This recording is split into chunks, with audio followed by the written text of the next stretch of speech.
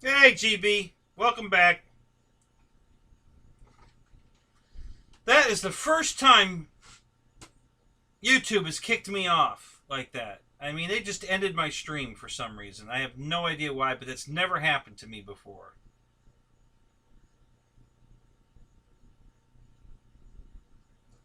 You're done with your chicken wings. What kind of wings did you have, buddy? I had wings tonight, too.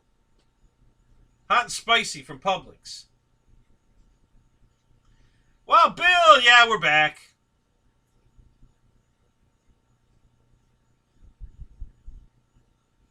Yeah, that's the first time I've ever kicked me off like that. That was weird. I've had some, you know, buffering issues before, but they ended my stream. I mean, right in the middle of, they just ended it. I don't know why. Hot wings from Domino's. Oh, yeah, there you go.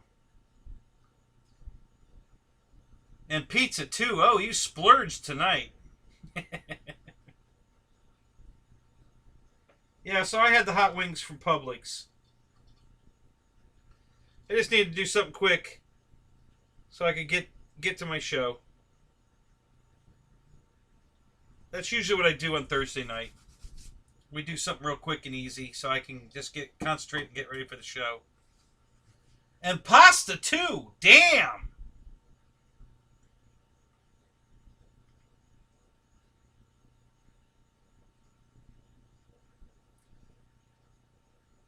Yeah, no salad?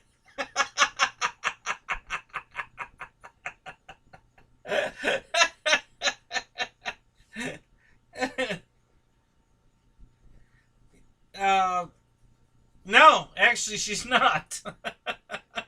She likes to take her time.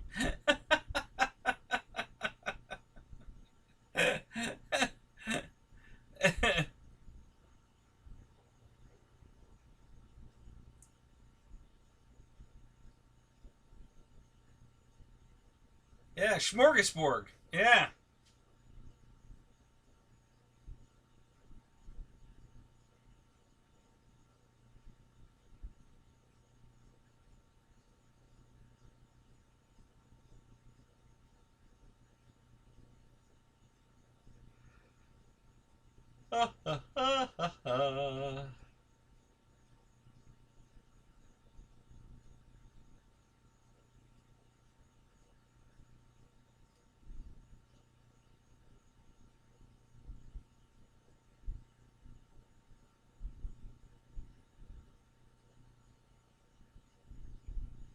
Yeah, Matt. Welcome. Good to see you. I just asked that question and then I got booted off YouTube. So we just started the new stream like 2 minutes ago. You just jumped into the new stream because I just got booted off. First time I've ever been booted off YouTube like that. I've had buffering issues and some other issues, but I've never had they actually shut my show down. I had to restart it. So we just restarted, and you popped in, and just before they shut me down, I asked the same question. So what's everybody's thoughts on the V1200?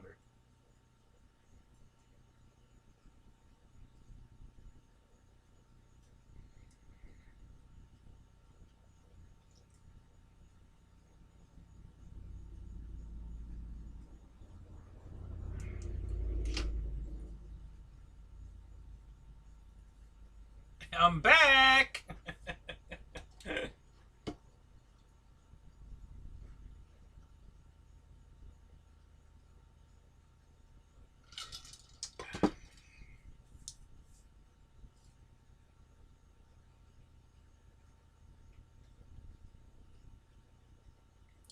No, Victor, I had a flat tire.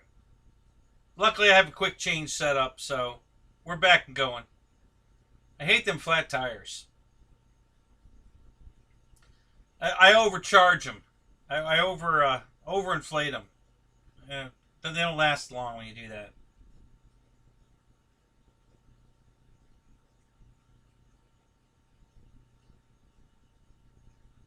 Looks cool, but not my cup of plain.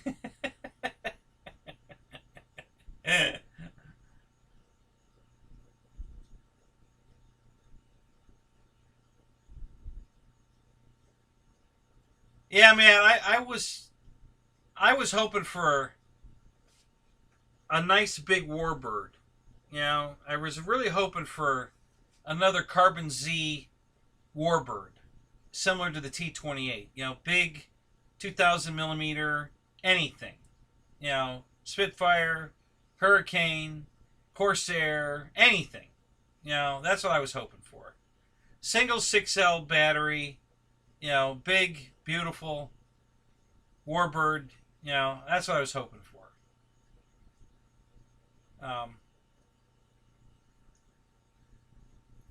Ryan was giving us hints all week, and you know, and he finally said, "Listen, guys, this is what I'm not saying. It's speaking volumes."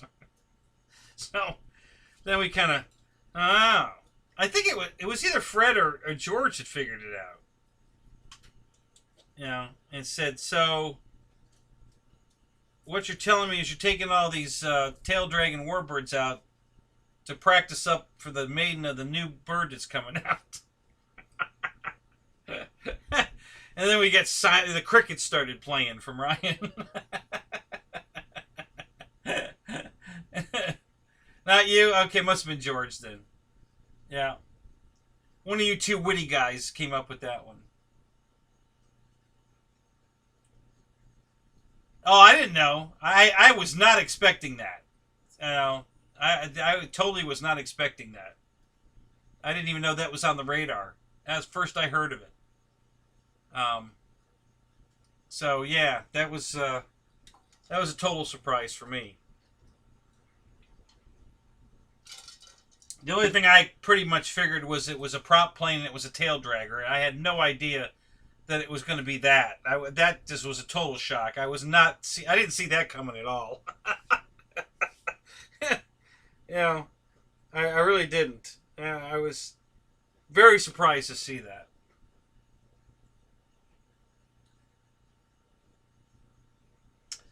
A photo leaked? Really?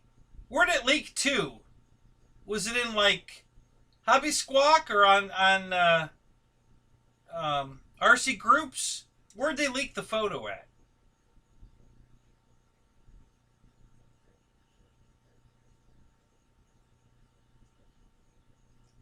Yeah, I know. I should put a sunroof in. I think that would help a lot. Yeah. Months ago? Really? Wow.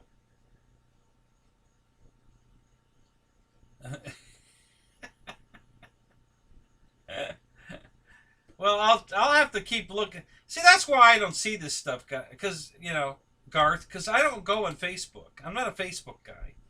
I I don't like Facebook. I hardly ever go there. I've gone there more this year than I have in my entire time I've been on Facebook. Because you guys, a lot of you guys send me, messages through Facebook. But yeah, I never go on Facebook. It's just I don't care for it. It's not my the Facebook. I signed up for Facebook for one thing and one thing only, and it worked. I wanted to reconnect with a lot of buddies I went to school with, and I found all of them on Facebook. So the one thing I signed up for, it worked. I got what I wanted out of it. The rest of the stuff, I have no idea. I don't know how to find shit on Facebook. I don't even know how to run the damn thing. It's all Greek to me. I just don't go there. So that's why I'm living under a rock, because I don't live on Facebook.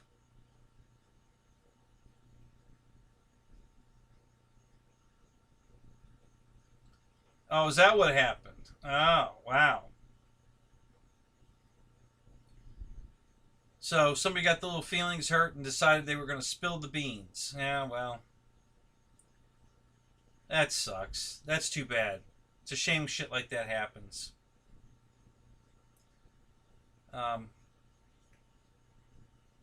But yeah, so Alan, thank you, sir. Welcome to the show. I haven't seen you all night, but welcome. Thank you. That's awesome. Thank you so much. Yeah, I was totally oblivious to that one, Ryan. Didn't see that coming at all. A bigger V900. That's like, wow. That's pretty cool. So yeah, that was that just blew me away. I did not see that coming.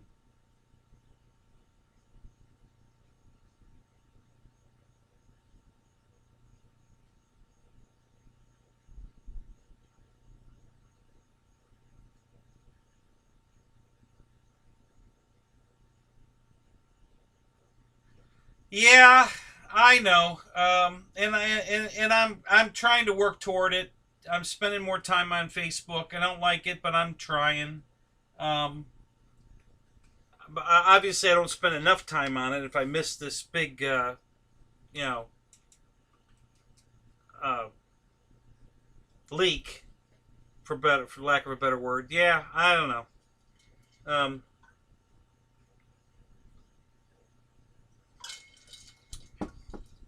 I'm working on it.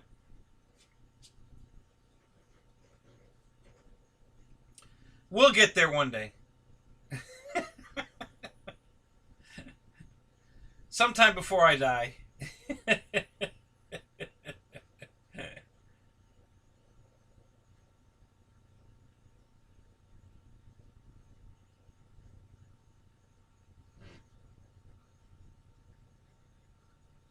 Michael Lane, welcome to the show, sir. How are you doing tonight? How did you find us?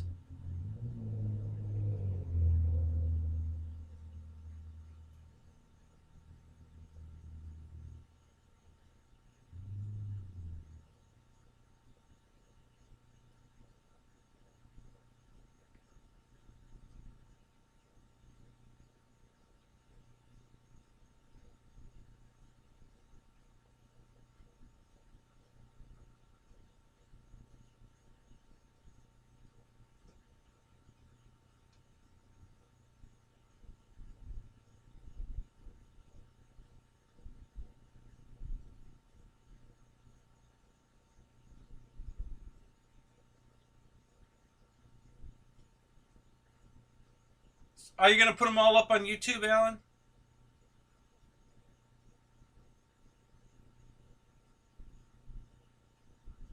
You're good, just getting started with your day. Well, then, sir, where are you contacting us from? What part of the world do you live in? That's cool, Alan. That's really cool. So I'm looking forward to seeing those.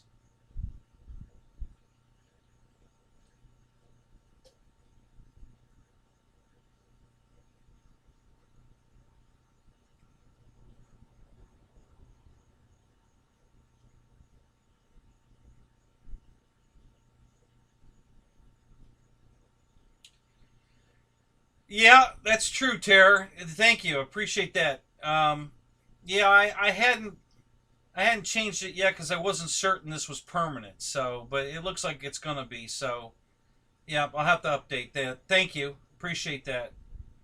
It's good to get those reminders. You know, they keep me on my toes.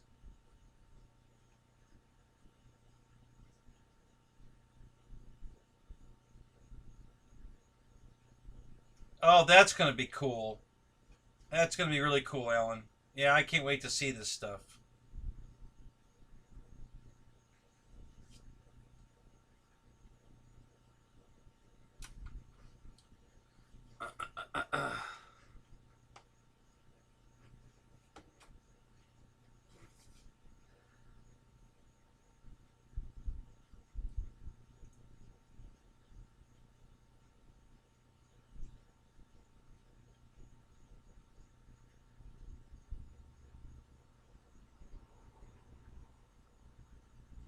Oh, I got you. So you're right down here by me. Where? So what are you? What were you doing up in South Carolina?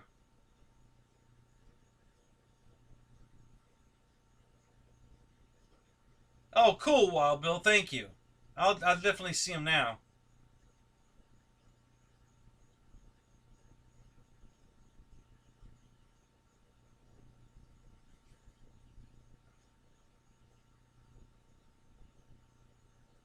Yeah, I generally don't switch back and forth because it's just, again, Facebook. It's just too hard to keep up. And I usually it's 99% of the time I'm getting friend requests from God knows who from where. I mean, you know, it's mostly women that are, I guess, looking for boyfriends or just scammers. I don't know. So I don't even bother with it. I just ignore all that crap. When I get notifications that I have messages from, um, I don't know. I'm not even sure what I'm. Yeah, bots, exactly. Yeah. So it's my time's just not worth farting with that. So I don't bother with it. Oh, you're a truck driver. Gotcha, gotcha, gotcha. That's cool. So you're starting your day at 1 o'clock in the morning. Ugh. Oh my God. You know, I don't go to bed till 2 or 3 in the morning. Sometimes 4 or 5. So I'd make a lousy truck driver. I used to be a bus driver, so I had my CDL, but that was for Disney. So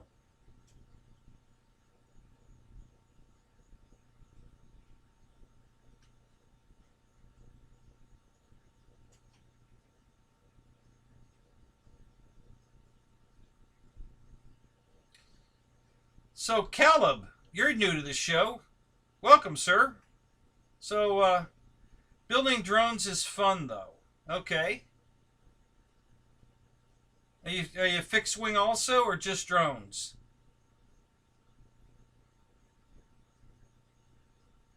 Oh, for sure. Yeah, I agree with you there, Michael. I was the night guy at Disney. Um, I didn't go in till 4 or 5 o'clock in the afternoon and worked all night. I got off at like 4 in the morning. So yeah, I love driving at night. You know, mostly fixed wing. Okay, that's cool. Yeah, me too. But I've got a bunch of drones and cars. This is, as a matter of fact, I need to go put this away and bring the Sturman back in. So I'm gonna do that in a minute here. Um, yeah, less traffic. It's cooler. Although the buses have good air conditioning on them, but yeah, night. I'm just a night owl, so I liked driving the bus at night. If I could have gotten a day shift, I don't think I would have taken it. I like the night shift. You know, it's just I really can't put my finger on why, but I just do. I really like working the night shift. So I always that's when I bid for a um, when I did my bid for my routes, I always bid a night job. Um, I usually didn't want to work that late. I didn't like the 4 o'clock in the morning deal, but um, I think Epcot I used to get off right like at 1 o'clock, and that was perfect. I liked that. Getting off at 1 o'clock in the morning, I was home by 3. That was perfect.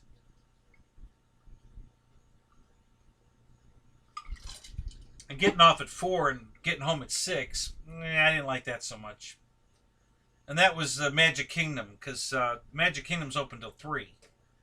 So the buses have to run 1 hour after the park closes. So we were there till 4, and then I had a 2-hour drive home. So I was driving in the front gate at 6, and 6 a.m. sucks. I like to be asleep at 6 a.m. Not going to bed and not waking up. I want to be sound asleep at 6 a.m.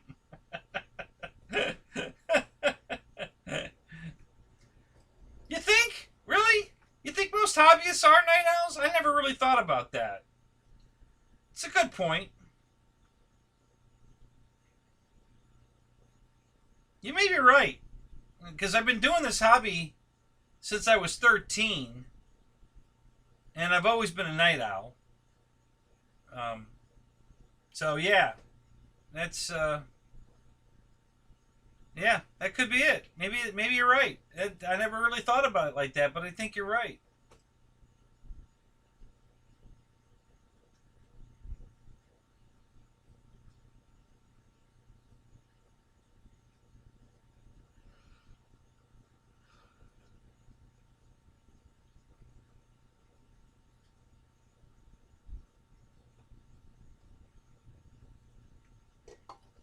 So what do you haul, Michael? What kind of driving do you do?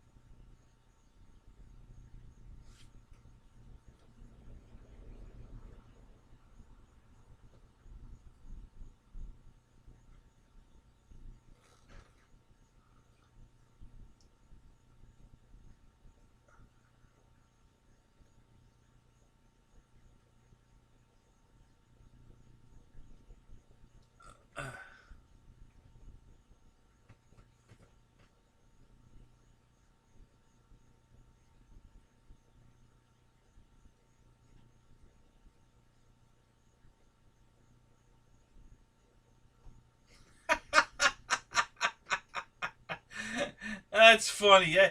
You know, I never thought of it like that, but that's kind of, there's some truth to that, Calip. There's definitely some truth to that. The difference, though, for most people, I think, is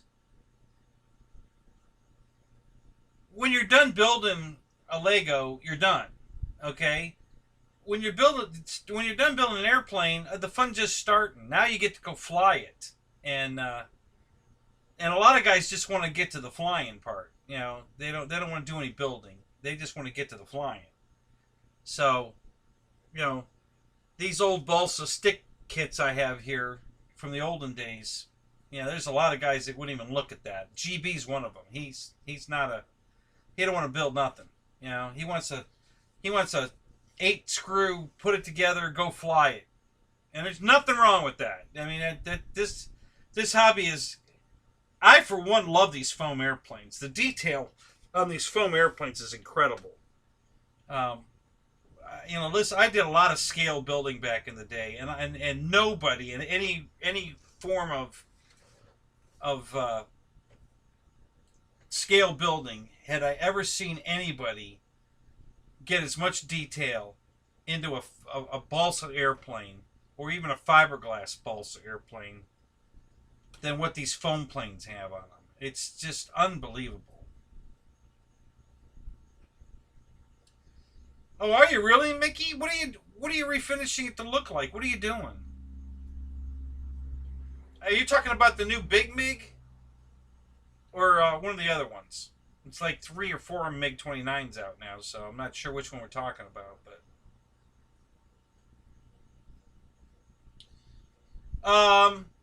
yeah, I opened it. I've looked at it. It's sitting on the back of my couch right now, just sitting there. Right now I'm busy with a lot of things. Not really. You know, I wanted to review this. I'm gonna go get the PT-17 here in a second. Put it back on the table. I did that one because it's current. You know, it's a new product. You know, I wanted to strike while the fire was hot, kind of thing. I don't get the opportunity to do that very often because I just don't have the funds to go out and buy airplanes. But, um, you know, I try to pick and choose. Um,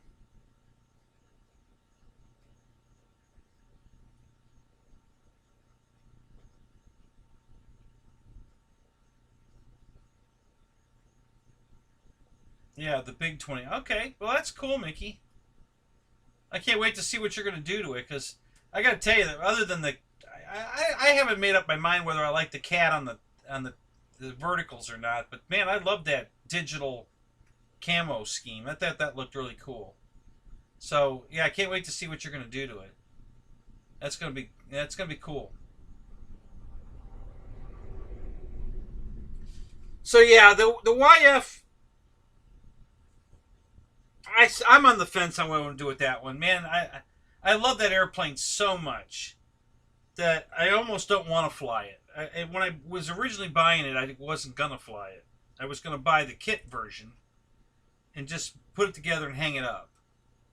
And I had to end up buying the plug-and-play version because they sold out of the kit. So now I do have one that could fly. I'm just not sure I want to fly it. So we'll see. And there's some definite things I got to fix on it. Design problems that I'll have to fix before I fly it. Not big deals, but I'm definitely going to do some modeling on it before I fly it. If I fly it. So, repairing the ROES RC 64mm to look like... Oh, I'm sorry. Repainting to look like the Freewing MiG-20. Oh, really? Wow. That's going to be cool, Fred. Holy crap. Okay, now I really can't wait to see that. That's going to be cool.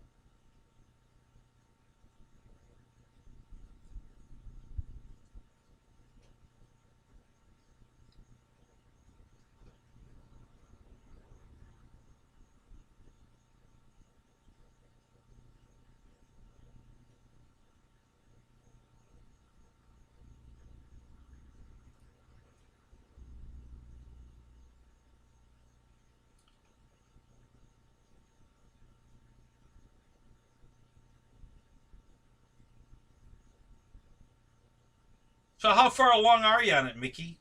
Did you just start? Are you, you got it all prepped already? Where are we at? Are you taking it all apart to paint it?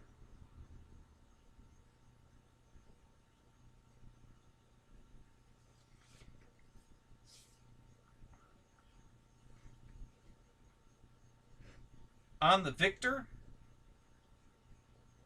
Or the MiG? Oh, on the MiG. Yeah, on the MiG.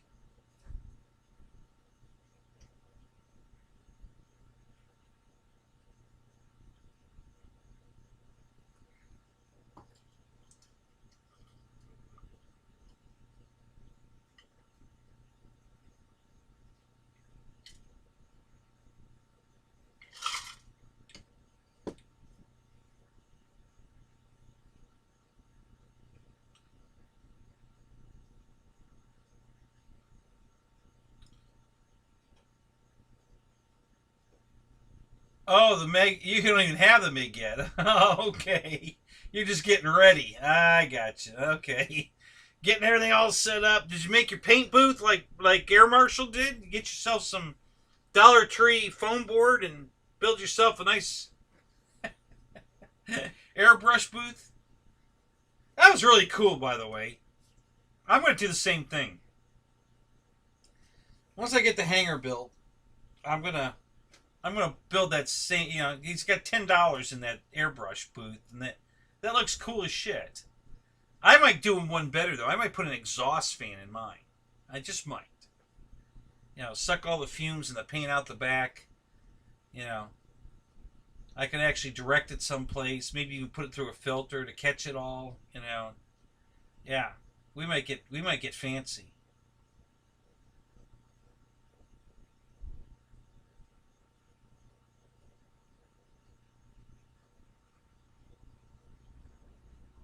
You just open the garage door. Sure, why not? What the hell? Right in the middle of some intricate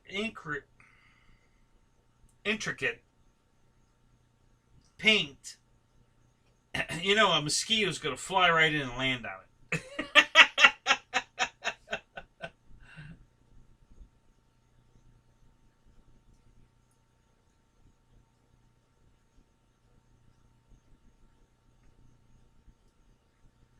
No, it doesn't have a square wing, Joseph. It's got a diamond-shaped wing. Listen, you need to go look up on YouTube the whole series on. I think there's a 2 or 3 hour video that tells the whole story about those two planes when they were competing for our next fighter plane. It's an awesome video. I mean, they get into very big details about the two planes and how they flew and everything. It was really cool. So, and that's where my love for that plane comes from, and the fact that it was clearly the winner, even though they picked the F-22. the F-23 was superior in just about every category. As a matter of fact, the rumor mill has it that the replacement plane for the 22 coming up here in a few years is going to be the 23. You know, a newer version of it, but it's going to be the F-23 with some updates. And that's going to be the plane that replaces the 22 because it was that much better. So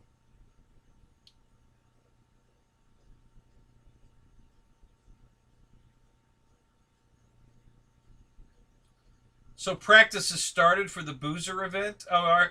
What are you practicing? What are the categories? I know they had fastest jet, or fastest plane, right? Is that what it was? Fastest plane.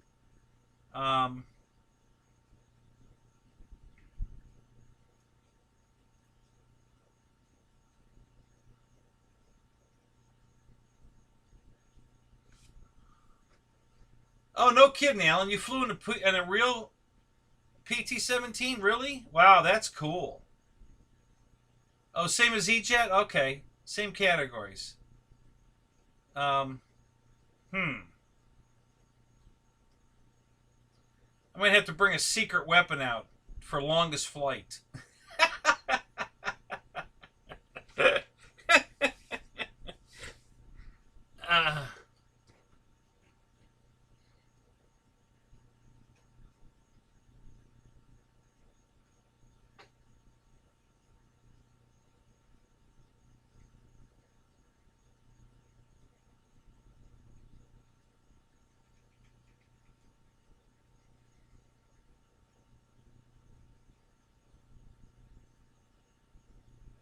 Yeah.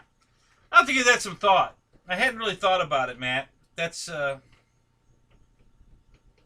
yeah, that's interesting. I might have to think about that.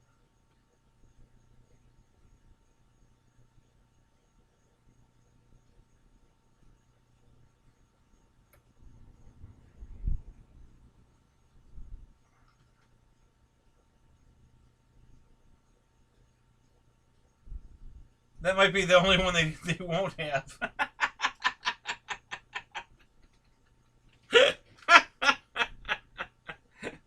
So I'm the death of that category, huh?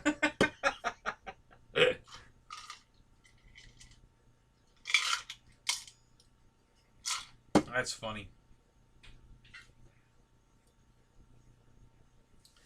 Yeah, practicing scale flight. Yeah, and you must. I wish I just. Did anybody get that on video, by the way? Your flight? I would love to see it. I didn't see it, and I would have loved to have seen it.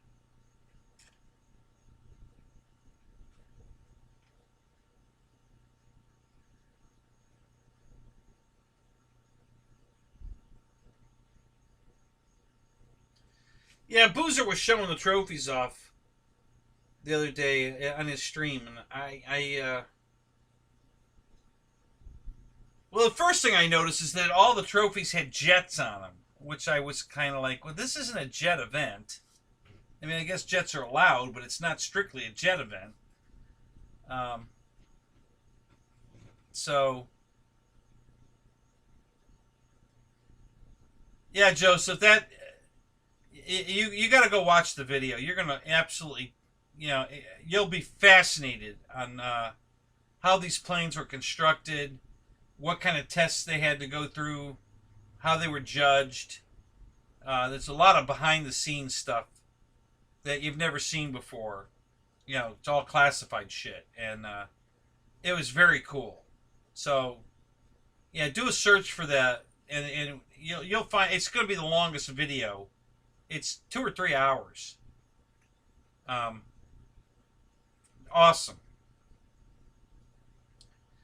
So yeah, the 23 was a freaking crazy airplane, and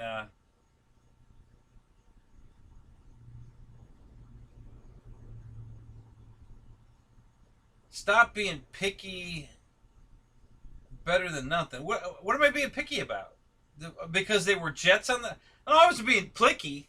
I just thought it was funny that this event's open to everything, not just jets, and yet, and what's really funny about it is Wes isn't a jet guy. He's a World War II guy, right? He's like me. We both love World War II planes. You know, if we had to pick certain airplanes or only one airplane, or it would be a World War II plane. And Wes and I are exactly alike on that. So here he is showing off these trophies he's hand painting and making for everybody in their jets. I'm like, why aren't you doing Mustangs and Corsairs? And I mean, why jets? I just laugh, and I thought that was really funny. Coming from Wes, you know, that was funny.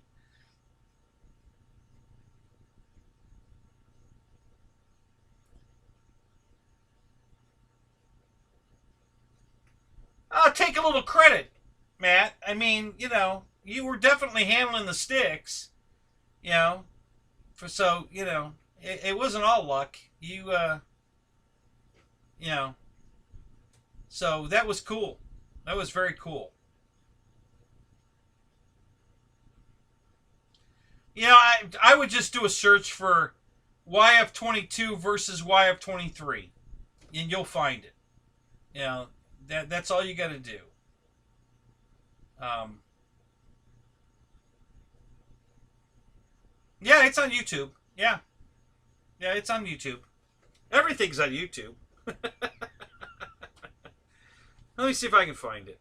I'll do a quick search here while we chatting. I'll see if I can find it.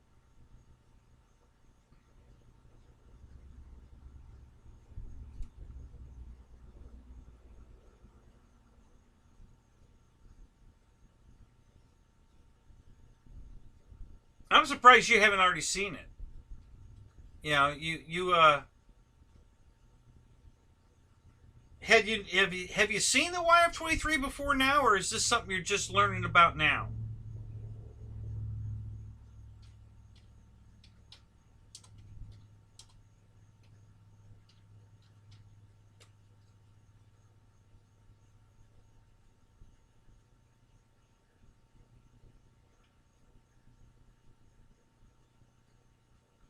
Oh, you found it. 3 hours. Yeah. Yeah, because they go into quite a bit of detail. And,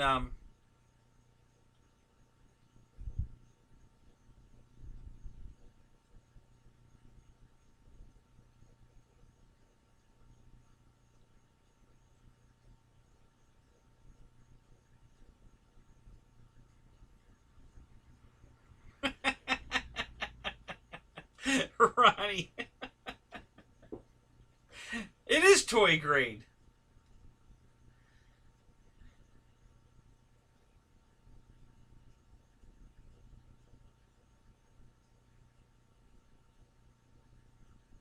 Oh, that's cool, Matt. Very cool.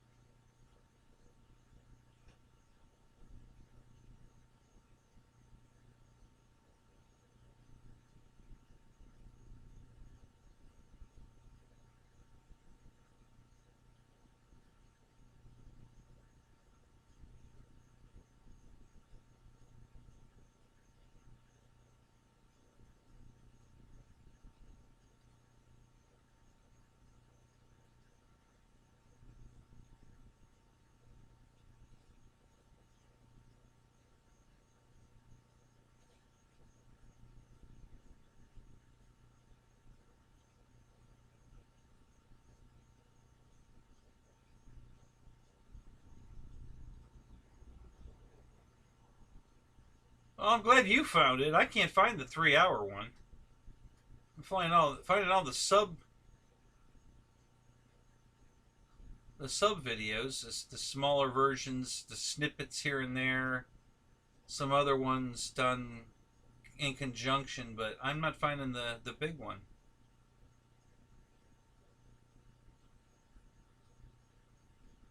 I know it's out here.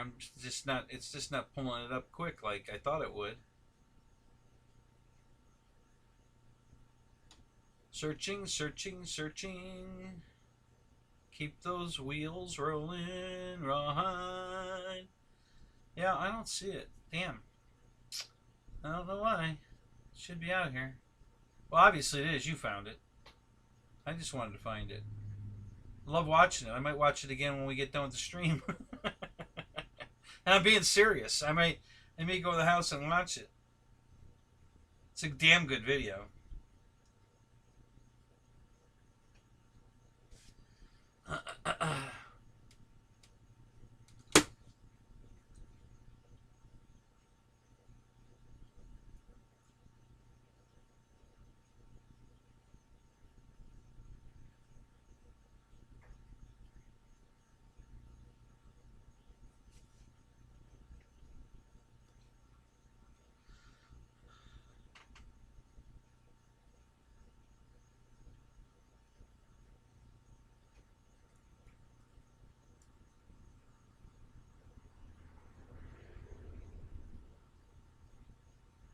Wow.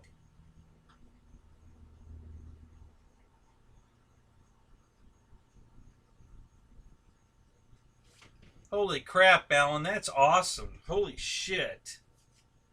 That had to be the thrill of a lifetime for a 10-year-old. Wow.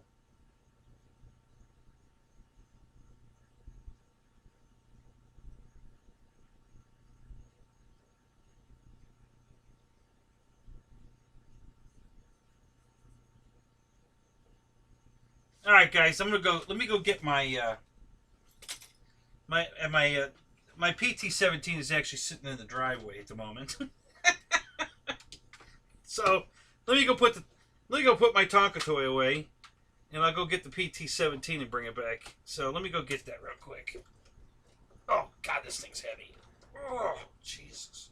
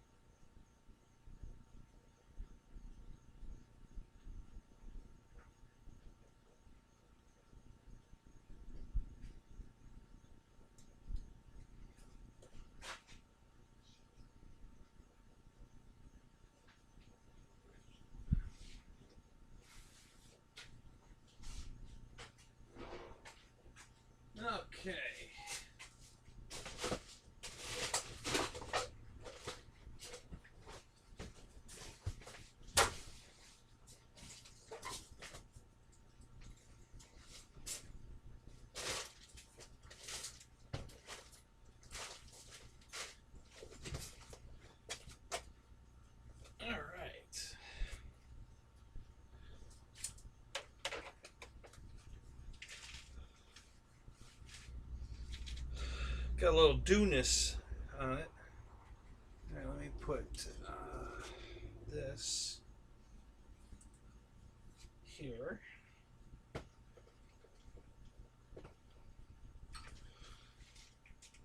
And this is going to go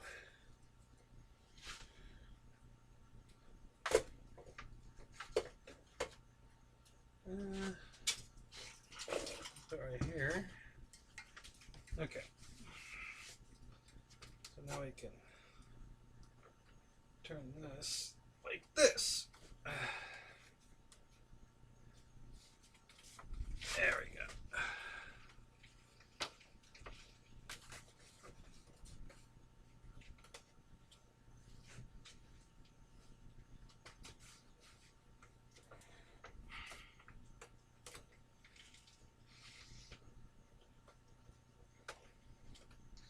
There we go.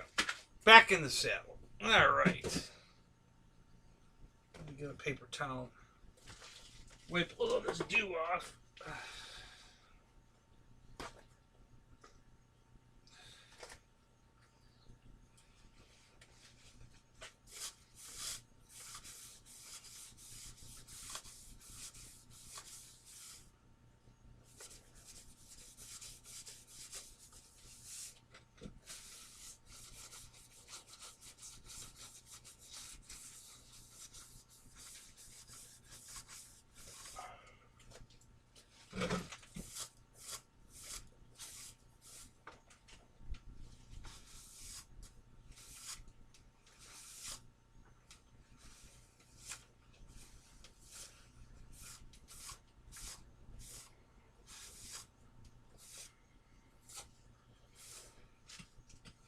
There we go.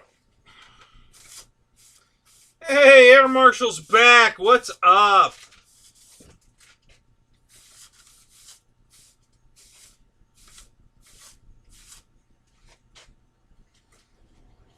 Yeah, there we go.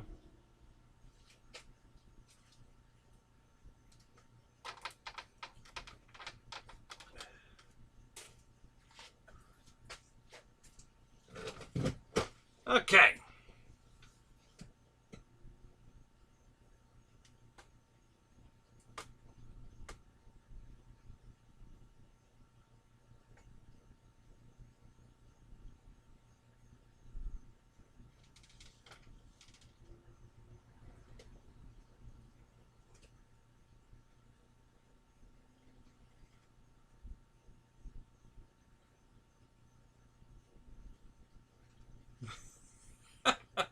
Voodoo spells.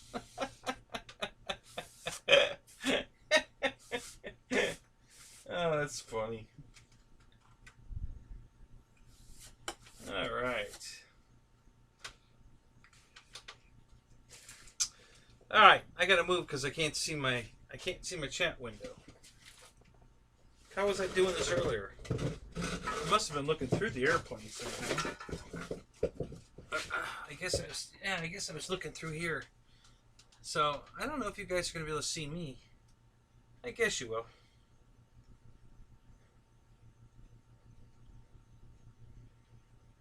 Colin, what's up, buddy?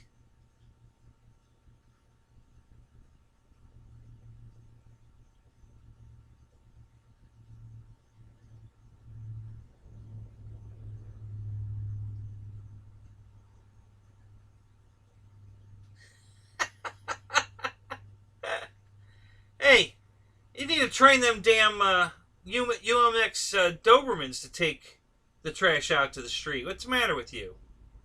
You know, make them earn their keep, for crying out loud.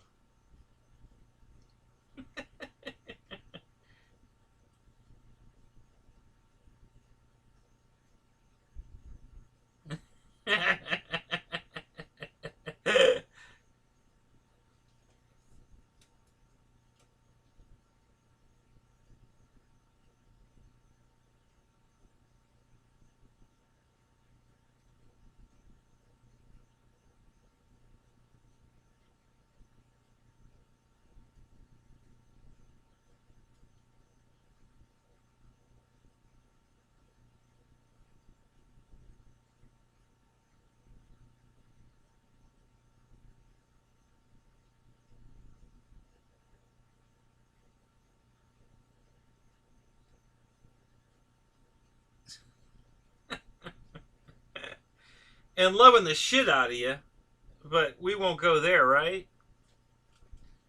Your dogs are just nothing but love. They just love to love.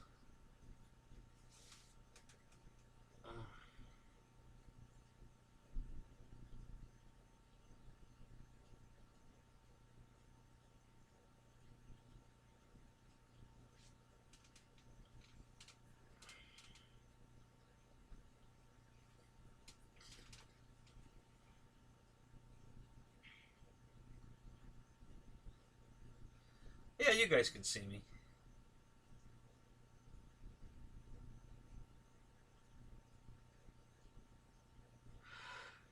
Oh my gosh.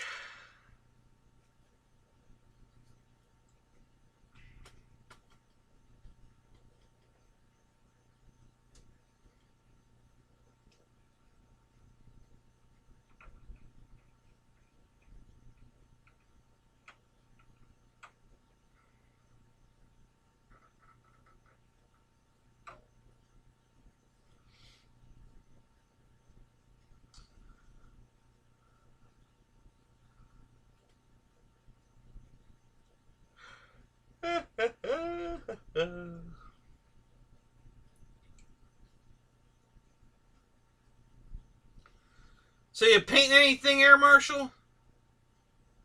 Any new project on the board here?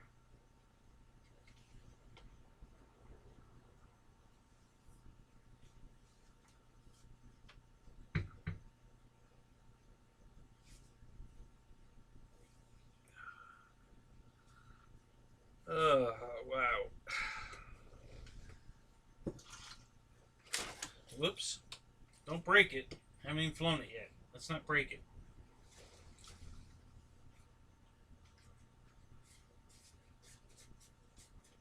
Now that's hilarious. The whole plane was sitting out in the driveway, but the only part of the plane that got dew on it was the top wing. The stabilizer, the back fuselage, that was all exposed. It doesn't have any dew on it, just the top wing. That's hilarious. I don't know why that happened.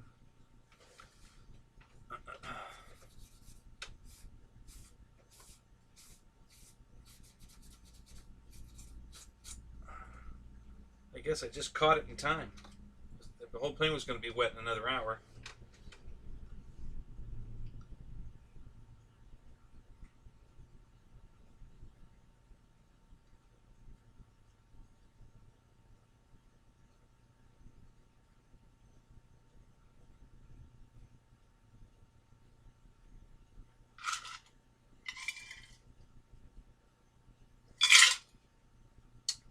What do you like better about the Hobby Light stuff than just the lightweight spackle you can buy at the box stores? I mean, is it really any different, or is it just under a different label?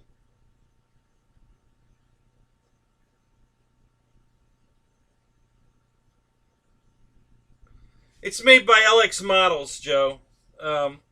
It's the same company that made the P40 I did about 8 months ago. Um, I got several of their models. I got an 810. I got the YF23. I've got the P40. Um, what else have I got? I had the Corsair briefly, and I'm probably going to get it again.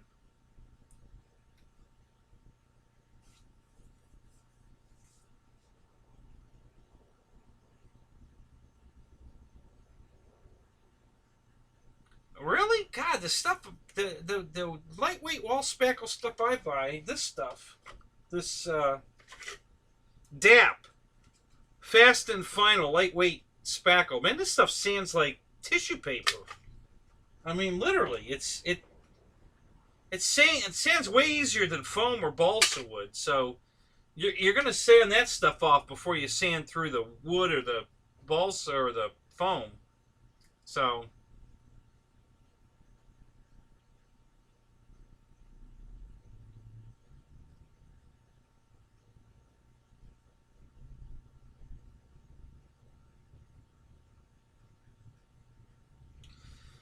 Yeah, that's happened a couple times. That's true. You know, it's not dry all the way. That's the problem. You know, it gets that. You know, I've just learned you got to put it on thinner. You know, build it up slowly, because once that get that skin on the top of it, it cuts off the air supply to the rest of it, and then the rest of it takes forever to dry. It will dry eventually, but it takes forever. So you put real thin coats on it and let them dry in each layer, dry individually, and then you know the final layer you can sand it, and it won't crumble out like that. But I have had to do that, so I get it. I understand. I've never used the hobby stuff. You know, it was too expensive. I didn't want to spend that kind of money. I didn't think it was going to be any better, so I've never tried it. Maybe I'll have to try it.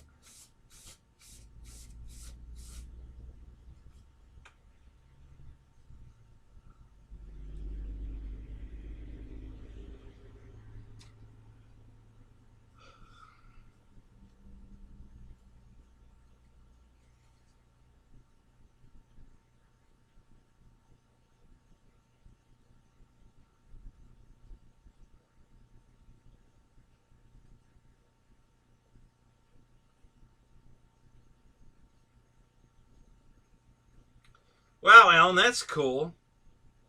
Was it painted yellow and light blue, or did it have some kind of custom paint scheme on it?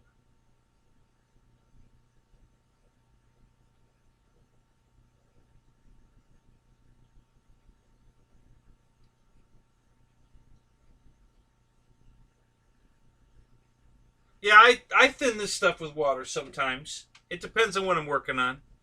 But yeah, I'll take a little bit of this and put it in a. I saved. You know, if you go out to eat, or you order, you know, carry out, like from Applebee's, for instance, you get the salad and they give you your salad dressing in those little black plastic little cups. Well, I saved those, and they're perfect for mixing, like the spackle, for instance. I can put a little bit of spackle in the cup, add a little water, get the consistency I want in that little mix, and then spread it, and yeah, it works out really good.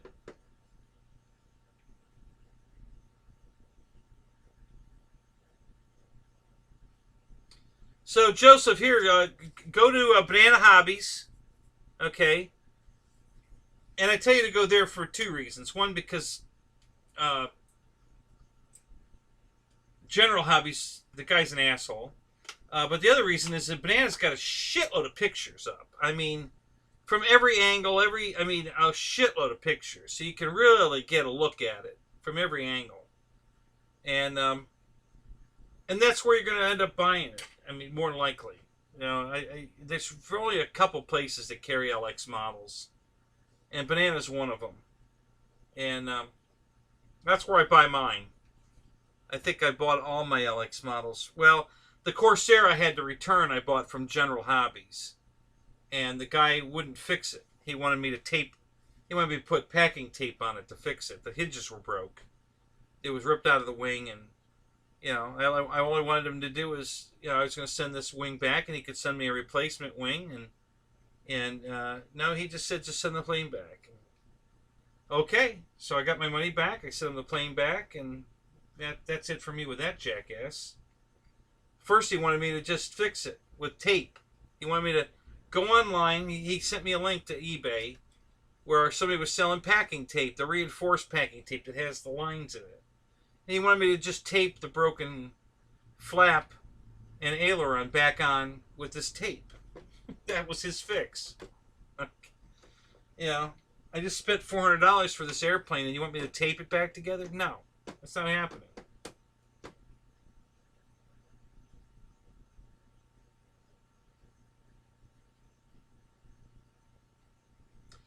I used to use balsa light years ago, and that's when I switched to the spackle, because the balsa light, from what I remember, I didn't care for it, and I don't remember why.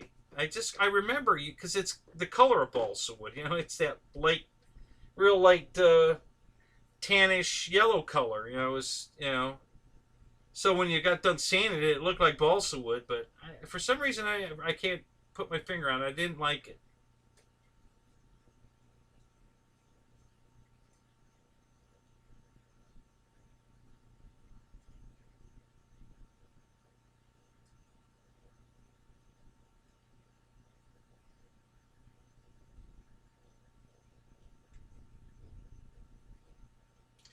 Amber doesn't sound hot enough.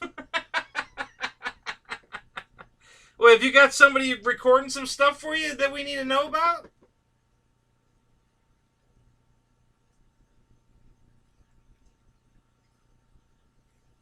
Oh, that's true. The yellow and blue was Air Force colors. You're right. I forgot about that. Yeah. Um, this is Navy. The blue and yellow is Air Force. Yeah. What color was the Army? Green. You know, the olive drab.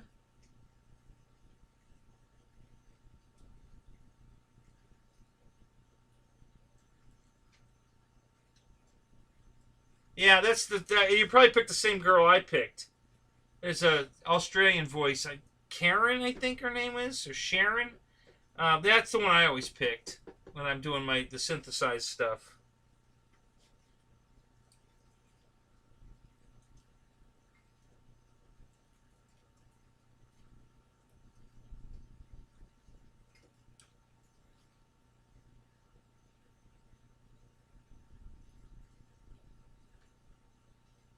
Oh, so it was blue and yellow, but it said Army, because that's the color of the Air Force one.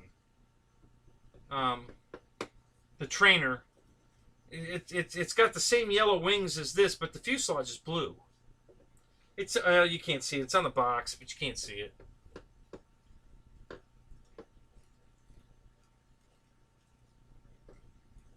Right, right.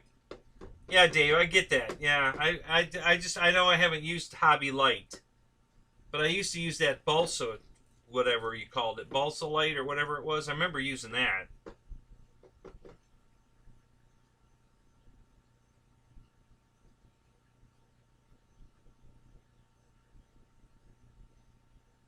Yeah, I know, Air Marshal. That was called the Army Air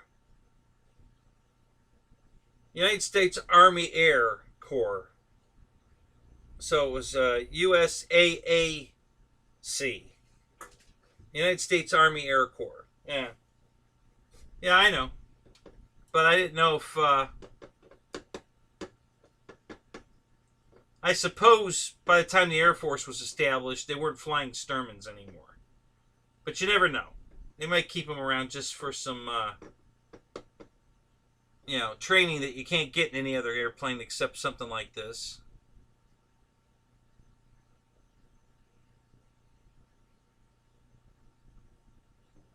Yeah, I know.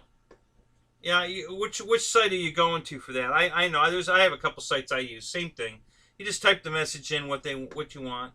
Are they playing any background music to keep you from copying it? Are they using that? Um, it's like a watermark, but it's a audio watermark that they play in the background. The phrases are so short that I record or have her record. The background noise really doesn't bother me. You don't hear it. You know, she just says the words like, you know, gear up or whatever, and then the music they're playing is undetectable. So,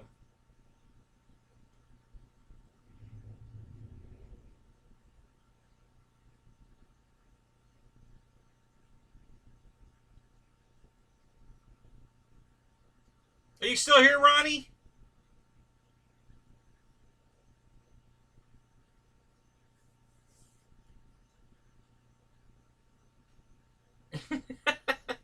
GB, everything's taller than me. Even the midget strippers are taller than me. That's why, they're normal size for me.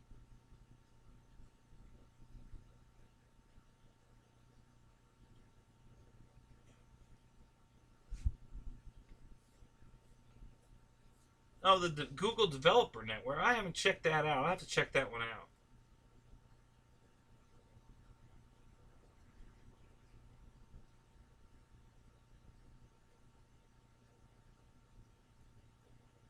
So what do you think of this one, Ronnie?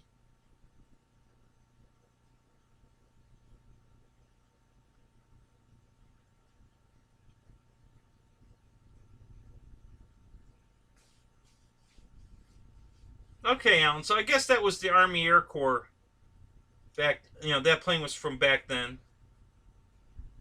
So yeah, that's really cool. This plane comes in that color scheme.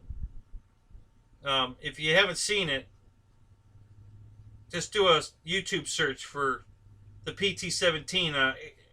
Rich Baker did the blue and yellow one.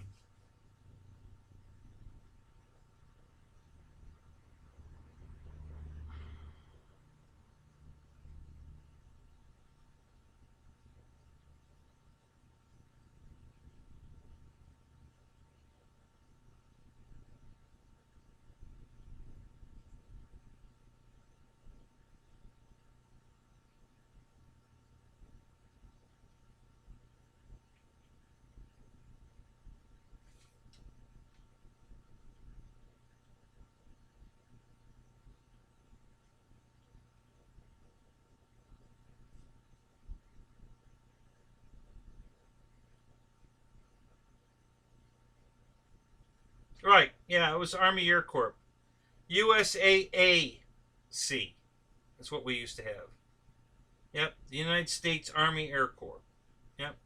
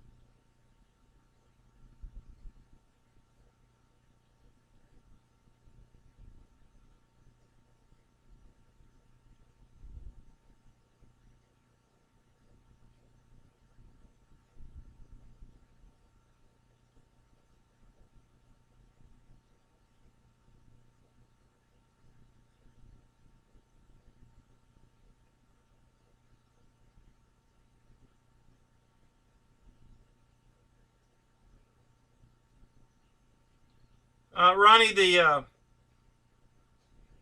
yellow and blue version is the what would be called the Army Air Force back then, the United States Army Air Force. The fuselage is blue, kind of a lighter blue, and then the tail surfaces and the wings are yellow, and then the rudder had red and white stripes, horizontal stripes on it.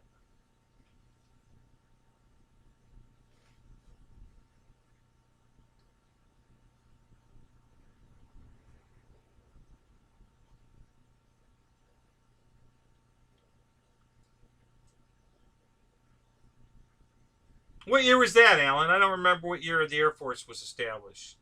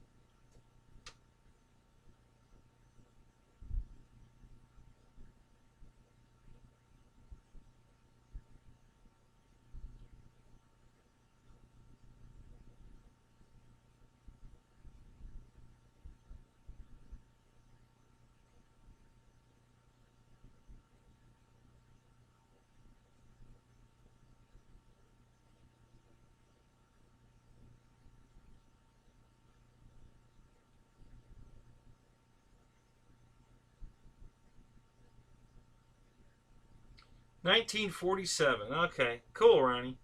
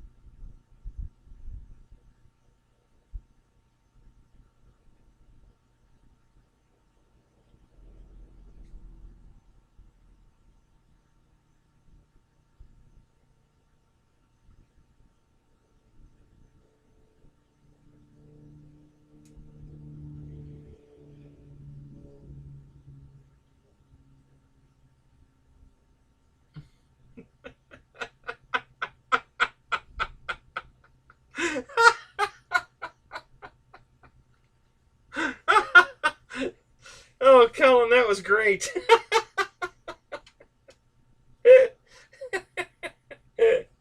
Oh my God, that was funny.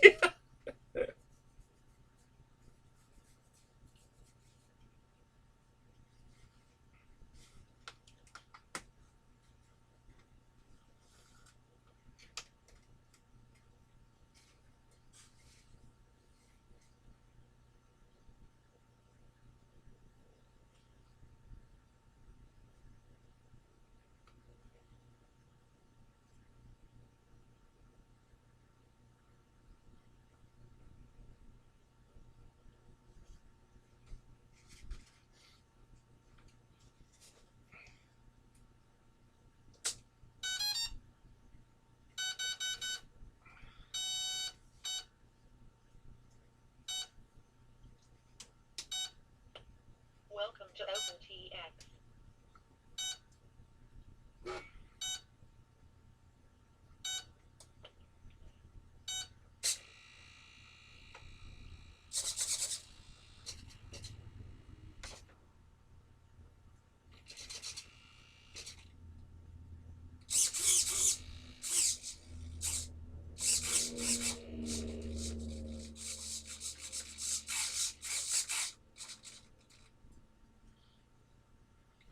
We've got lights.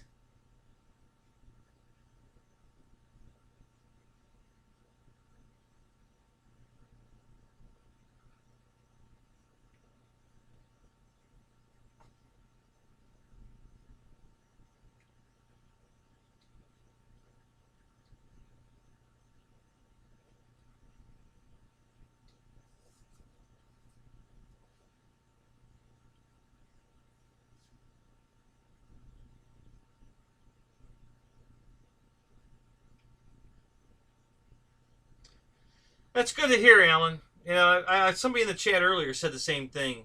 You know, so I'm looking forward to flying it this weekend. You know, it's supposed to be a good flyer. She looks real good. I like it.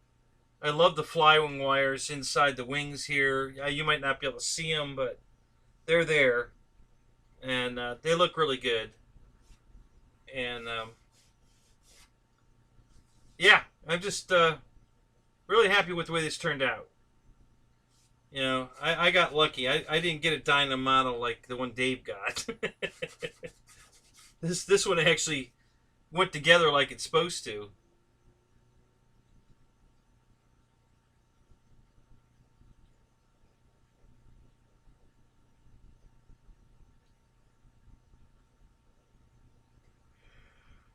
This one's 209. It's on sale right now for 209. 1300 millimeter 4S. They recommend a 2600 pack. I forget what the KV is. If you watch my unboxing video, I tell you what everything is right at the beginning of the video.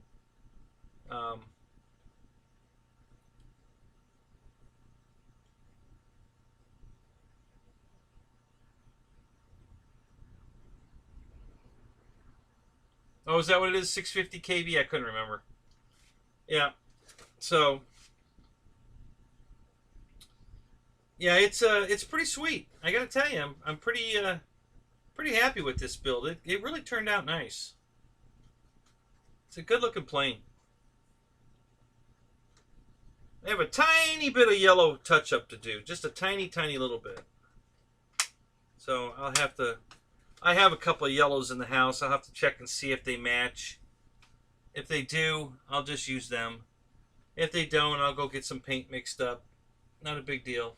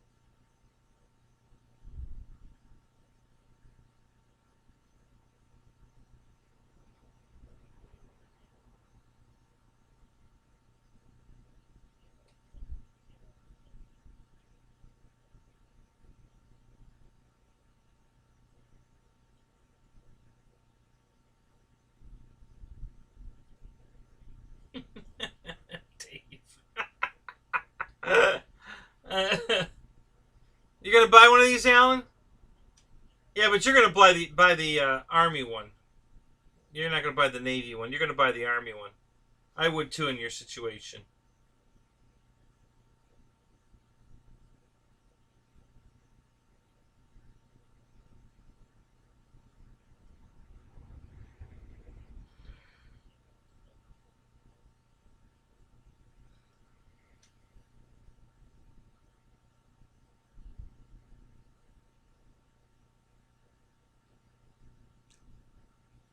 Yeah. Yeah, for sure you better get it Navy colors. Squid boy. Every one of your Navy buddies would disown you.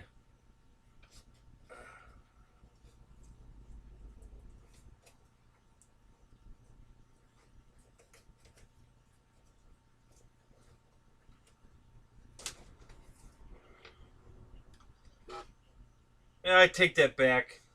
They wouldn't disown you. They'd just kill you and then have one more cold one on the way out.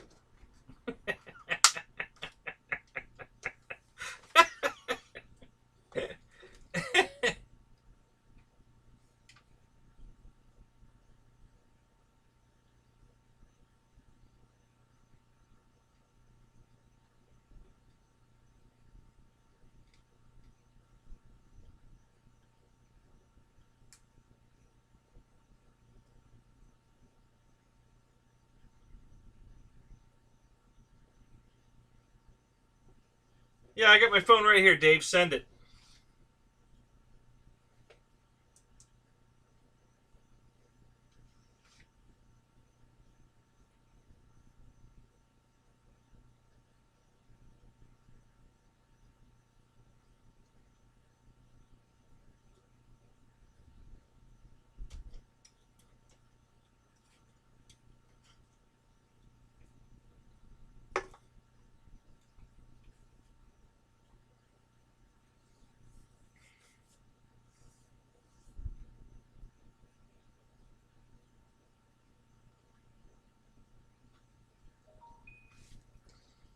All right.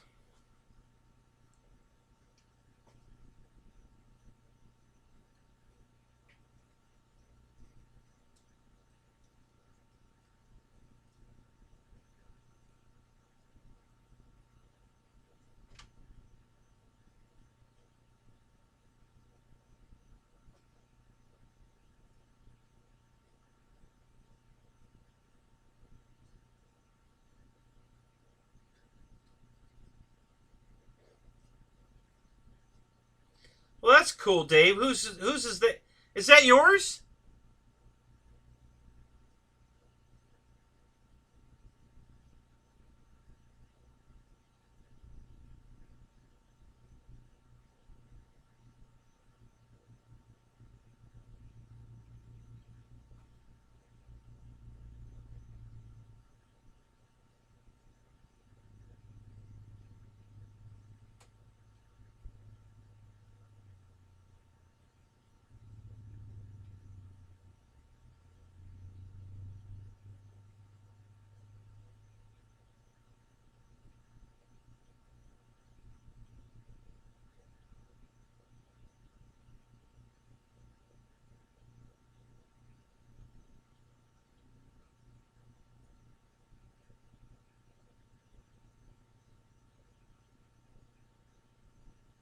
Wow.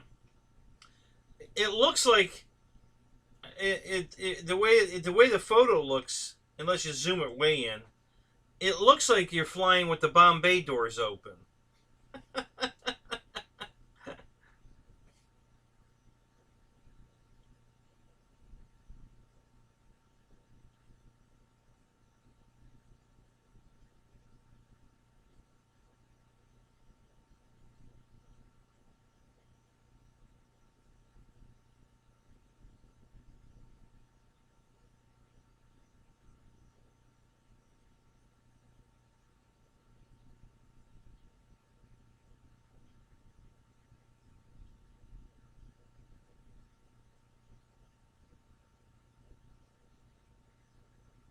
Yeah, Alan, I'm gonna put Snoopy and Woodstock in it. That's what's going in this one. We're gonna everybody's on the search for it. We're gonna find the right size Snoopy and Woodstock to put in this plane.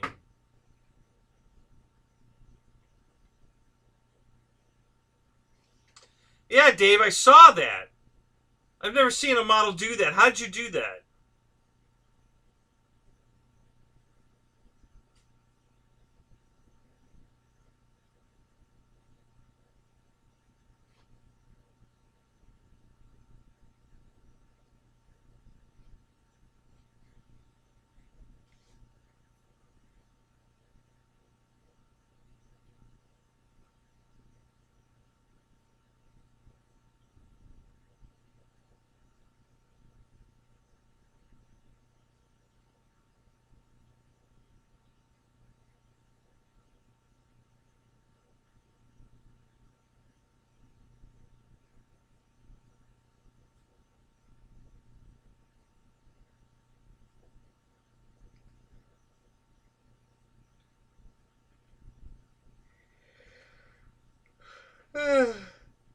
Something just doesn't look right on the nose, Dave. I know the gear doors are missing, and maybe that's all it is, but it looks like there's a piece missing behind the gear doors.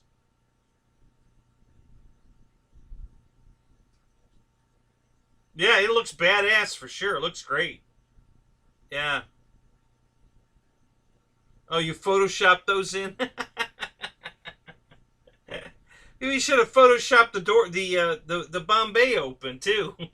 If you're gonna Photoshop it, what the hell? Go for it.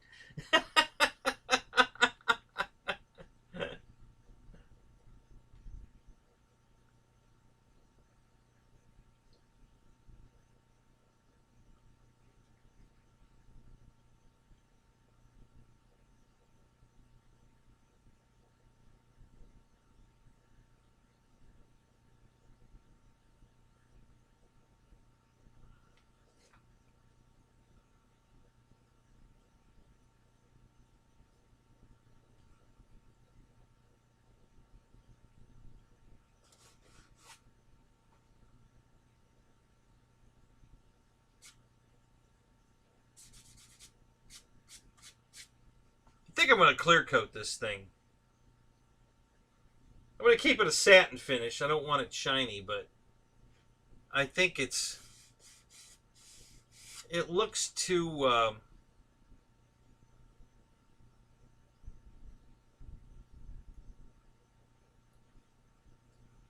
I mean, even if it was real cloth, it would have a sheen to it. You know, a little bit of a sheen to it. This is just absolutely flat. It just doesn't look quite right. It almost looks fuzzy.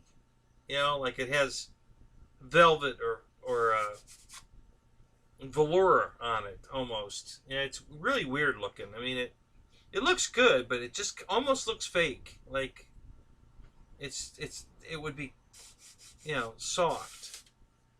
So I think I might throw a little clear on this.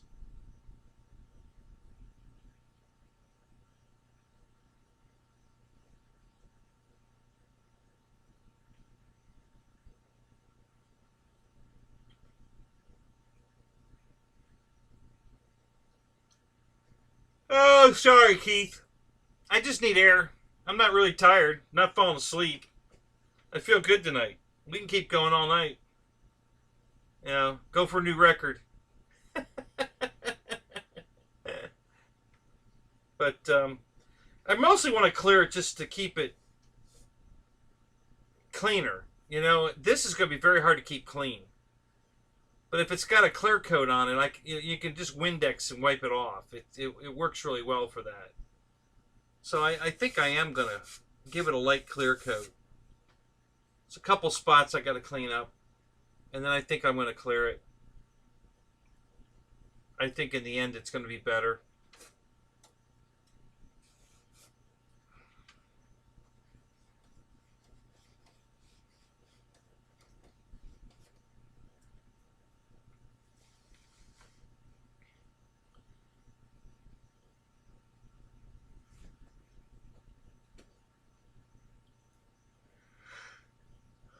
Yep.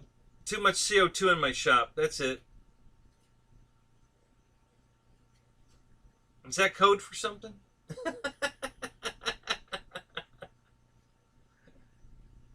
A lot of hot air for sure.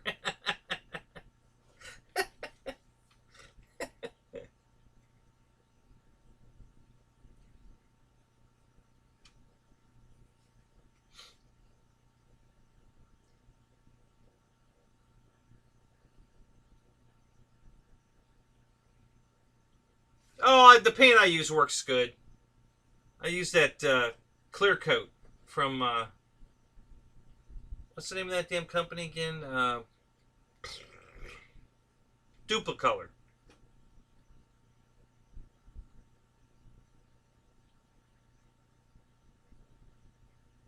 The plants are outside. There's a bunch of greenery. The side door over here is open, and there's all kinds of greenery right there. So there should be plenty of oxygen coming in here. And this definitely isn't airtight by any means. All the rafters are open on the top, so birds fly in and out. All these moths are flying in and out. I mean, there's nothing airtight about this place. Not even close. This is a very open air garage.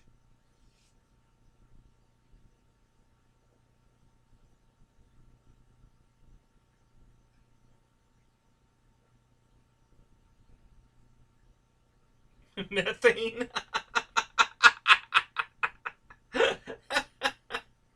You gonna light it then? Oh my god.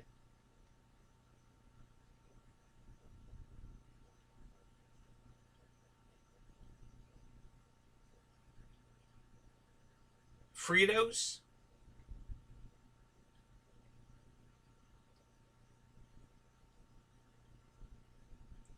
Clear coat will kill resale value. All right, Ronnie, what do you give me? What do you give me for it before I clear coat it? Hey, but 20, do I hear 20, 20, 20, 25, 25, 25, do I hear 30, 30, 33, 30, 30, do I hear 30, 30, 35, 35?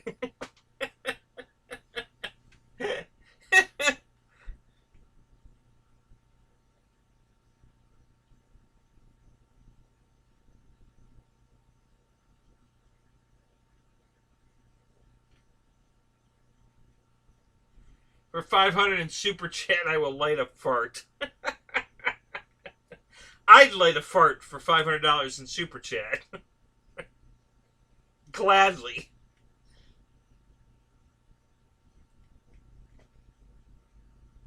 Rick and Roy will do it for $20.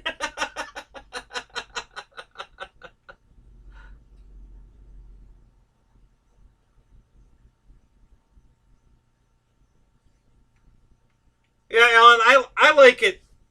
Yeah, for sure, I like it better than the one from Horizon. It's definitely way more realistic. I love these flying wires that are in here. They look so cool, stretched out in here. And the tail too. They've got the guide wires back here. Yeah, it's got a lot of cool detail that I like.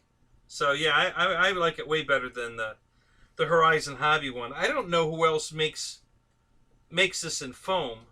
Although I bet Hobby King's got one in foam. Something. I have no idea what, but it might be a Avios, it might be a Durafly, who knows.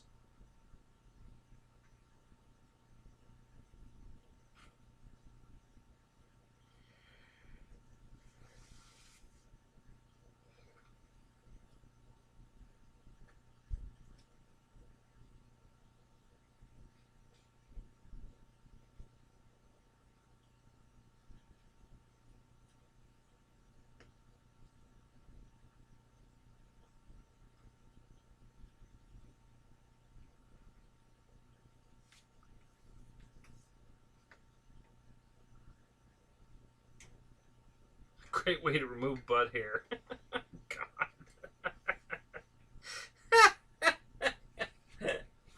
Oh my god. TMI, TMI, TMI, TMI.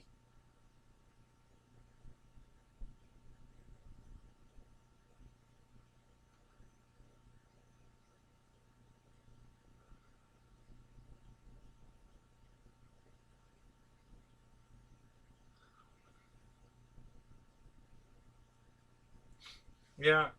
I like to wax mine. Yeah.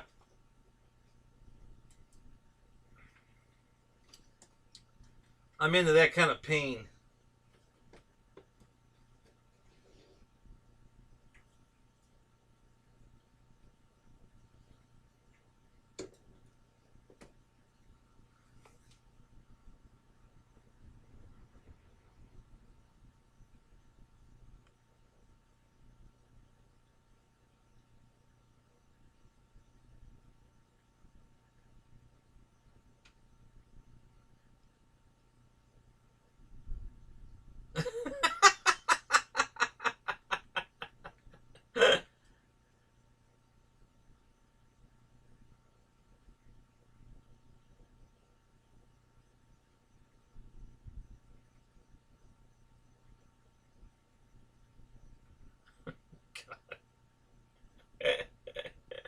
Oh my God.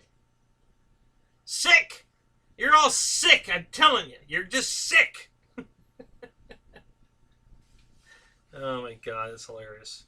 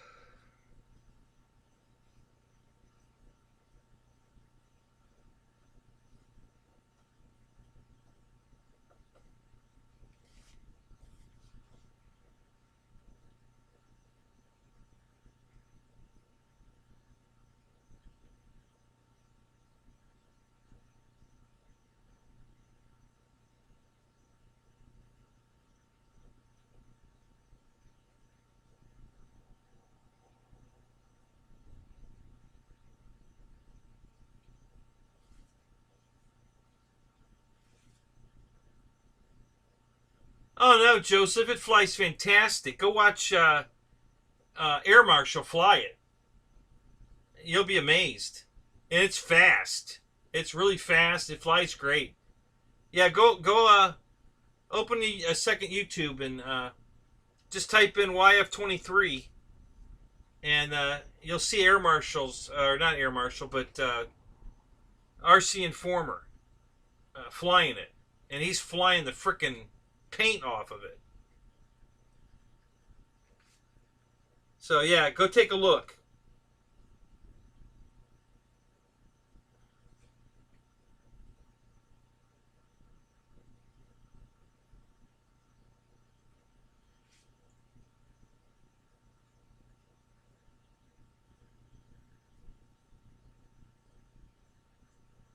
Constant velocity, maximum back pressure.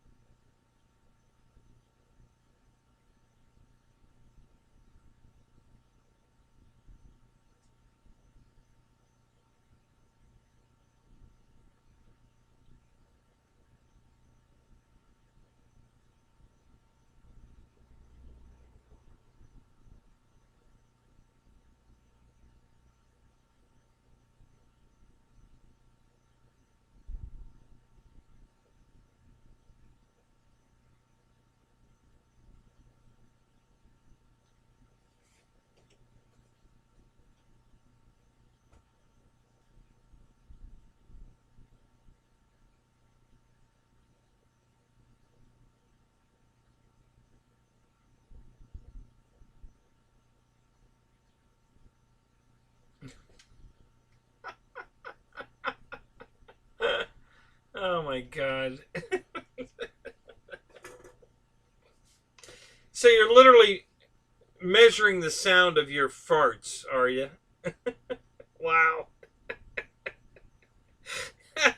That's dedication right there, folks. I'm telling you right now. When you get the electronic gear out and you're actually documenting your dB level, your farts. I mean, that's going above and beyond. Come on.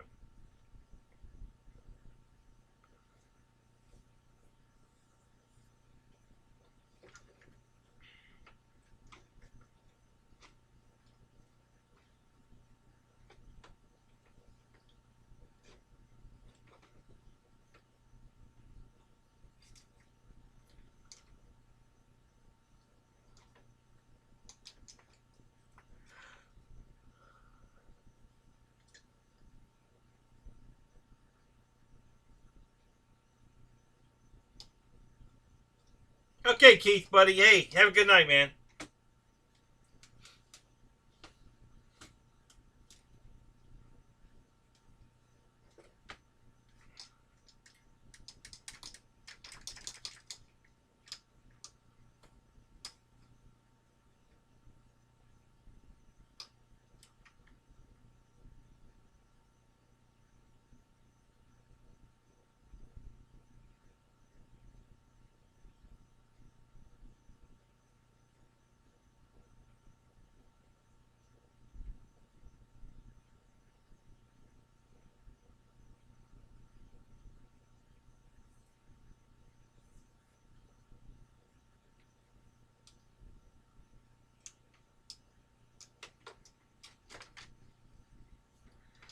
Alright, guys, I'll be right back. I want to go get a cold refill. I think I'm going to get some ice cream, too. So, I'll be right back. Don't go away.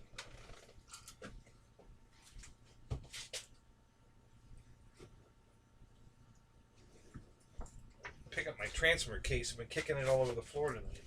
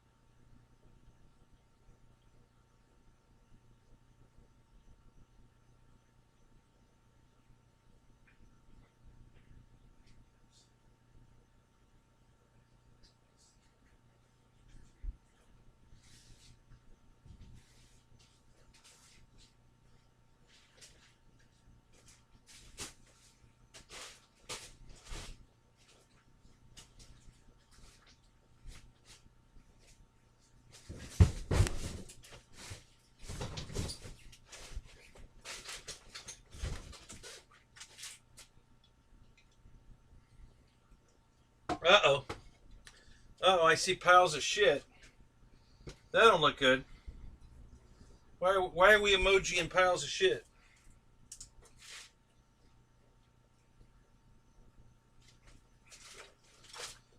That's never good. That can't be good. What happened while I was gone? Holy crap, GB's really taking a shit. Holy crap. I mean, literally, holy crap. There's a lot of holy crap going on here.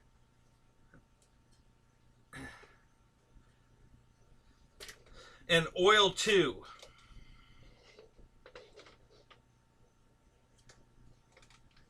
Dave's RC, what's up? Good morning. Pee time. Had to take a pee break.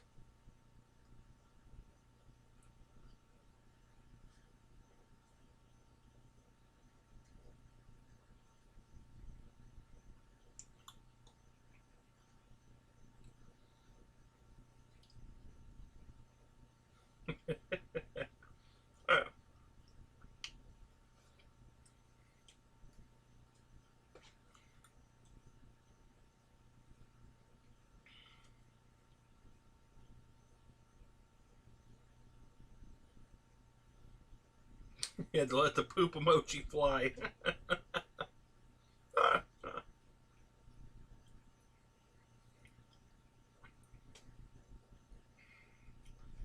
Were your ears burning, Dave? Because they've been talking about you. Can't wait for your show tonight.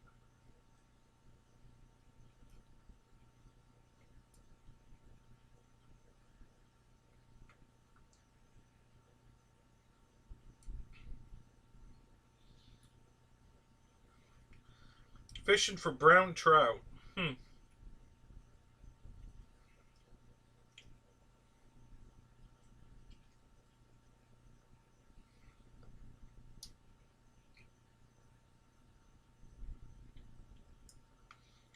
Oh, I thought you were going to say you were catching ass.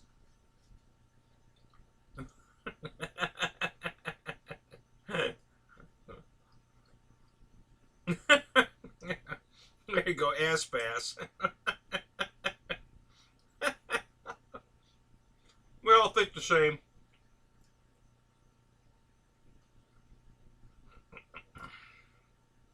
Yeah, just don't hook it in the mouth.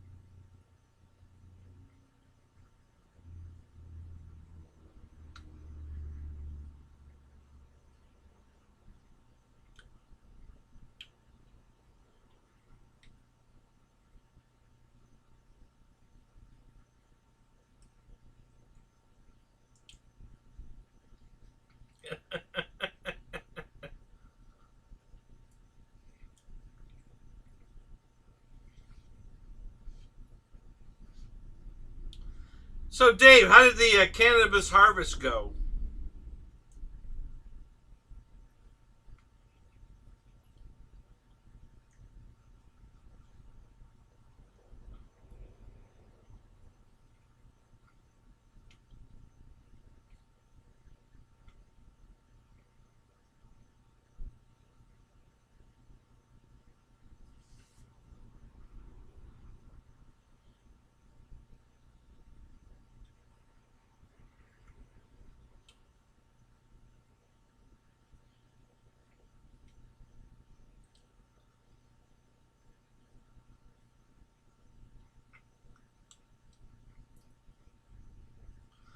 I don't know, Dave.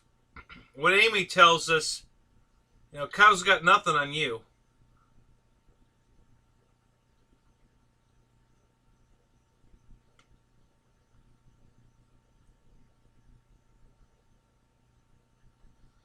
So is the bush still there, or did everybody steal the rest of it?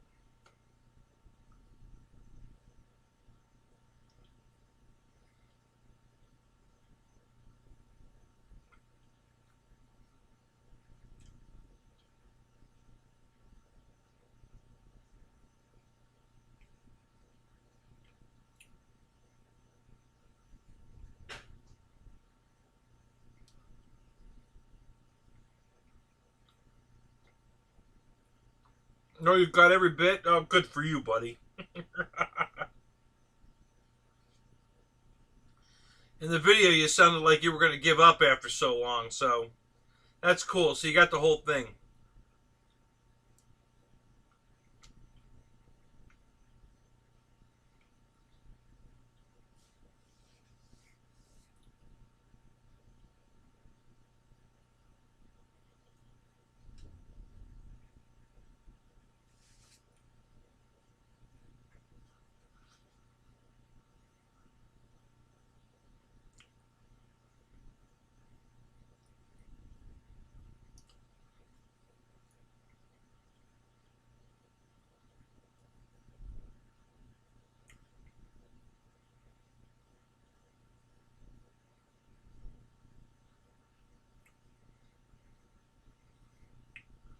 Yeah, it's Farmer Weed.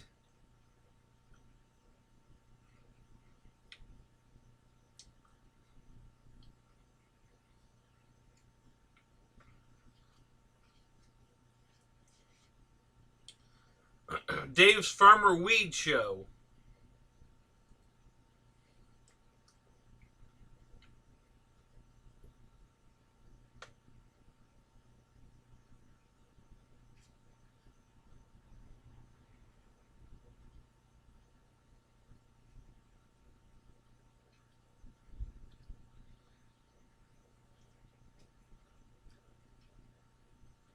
I could plant a forest of that stuff in my yard and nobody'd ever see it.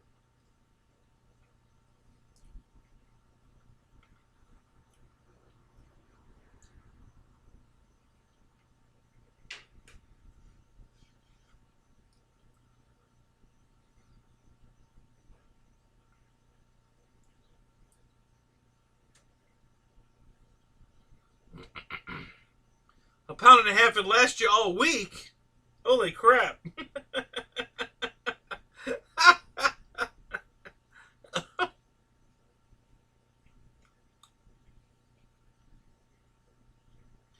That really holds you over for a week? Really? Wow.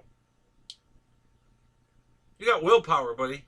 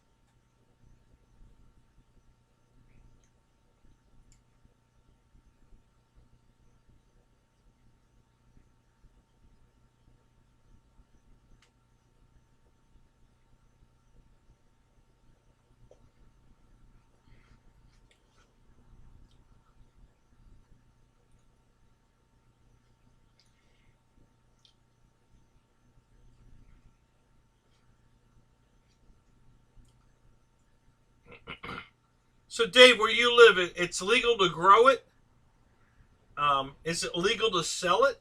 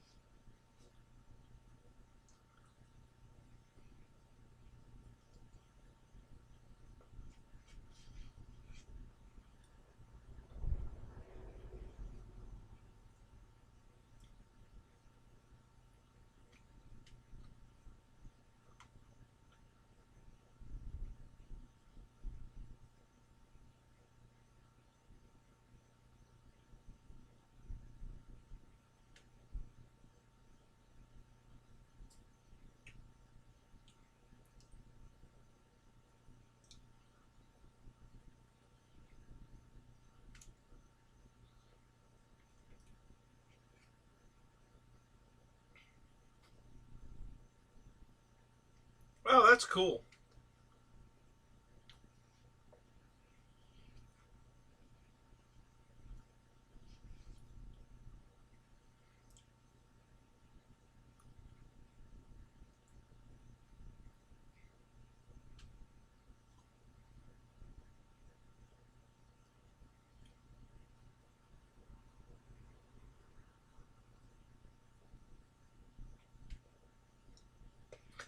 I'm into prostitutes. Hey,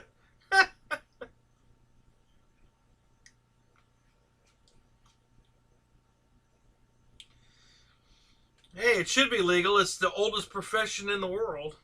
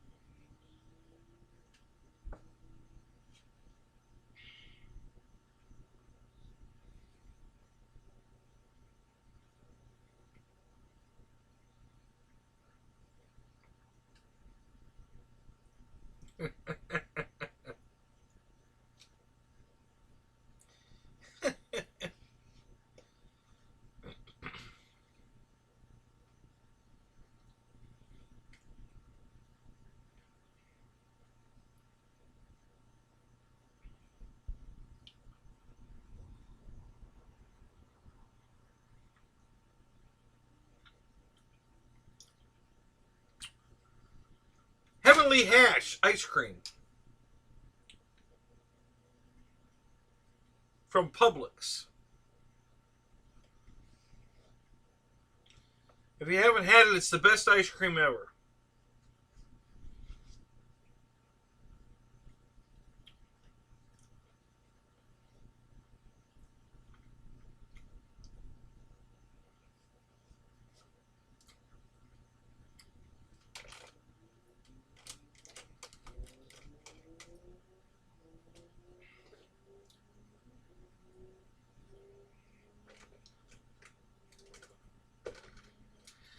Yeah, Dave, it's a Publix exclusive. I think, anyway. It's great ice cream, though. Great at it.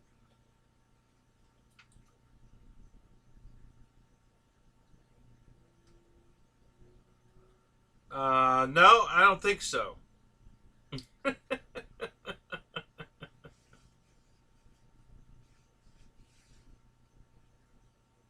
They weren't selling hash.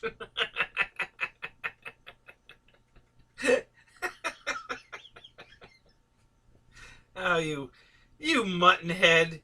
It's Heavenly Hash. You're looking in the wrong department. You gotta go to the ice cream section. Yeah. You're looking for hash in what, the deli?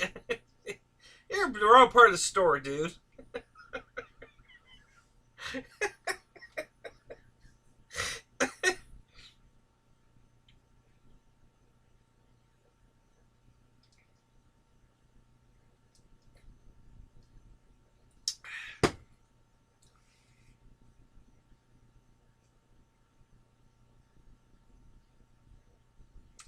No, this is exactly how you don't get abs. You eat ice cream at 3 o'clock in the morning. Yeah. I can't think of anything worse than doing what I'm doing. Just in a mood tonight.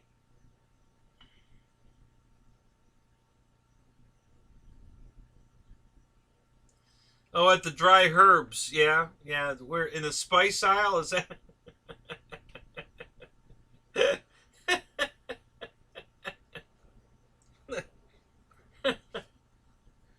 Oh my god. I'm gonna go put my ice cream away. I'll be right back.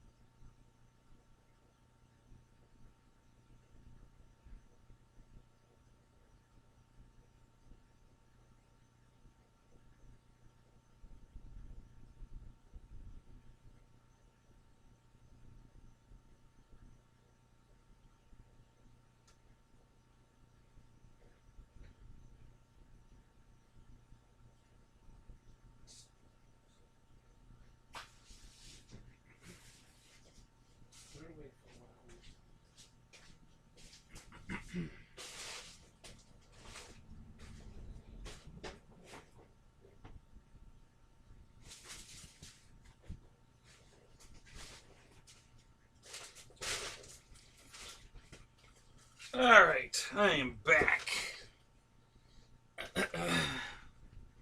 Is Joseph out of here? All right, buddy. Have a good night, man.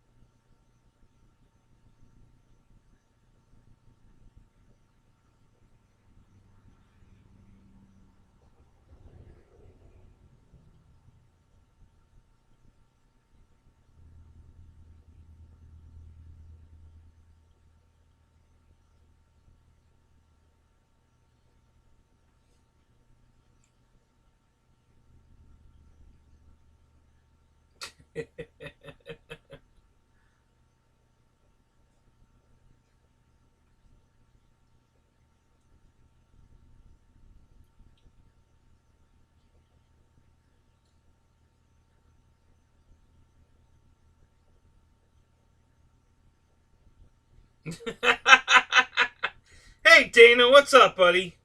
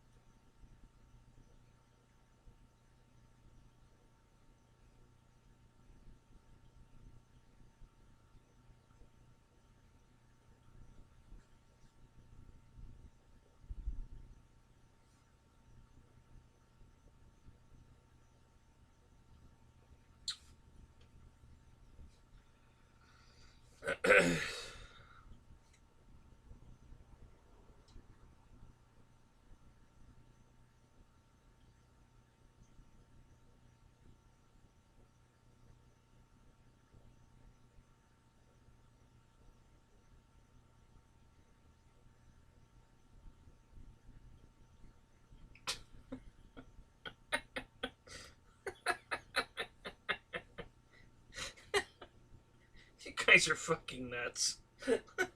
I'm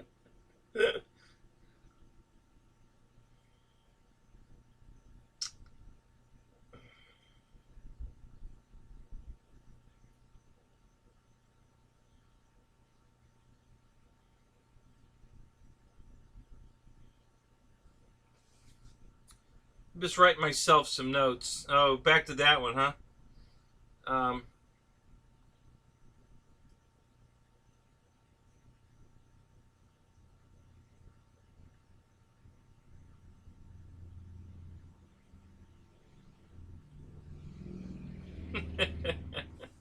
Well, good for you, man. That's cool.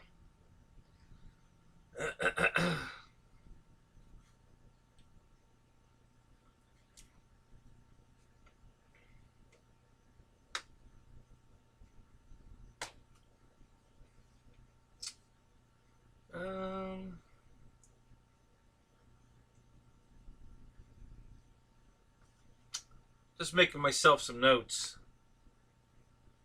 on the build review. Trying to remember all the mods I made. There weren't very many.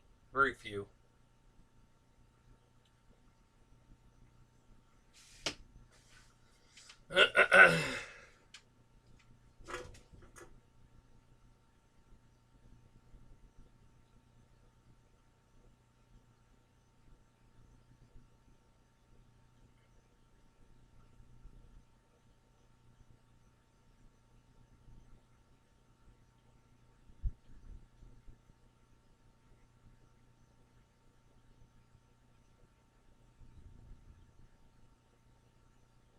Yeah, it's like a little rabbit shit. You know, same thing. Little pellets. How do they do that? John Hill, what's up? Here's your bird, buddy.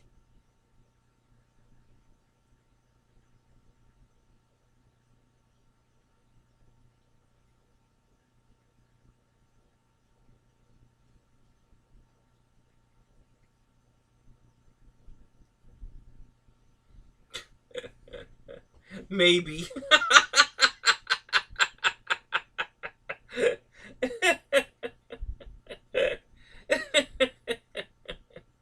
Hey, Dave, what are you rolling there, man? What are you rolling? Moose poop.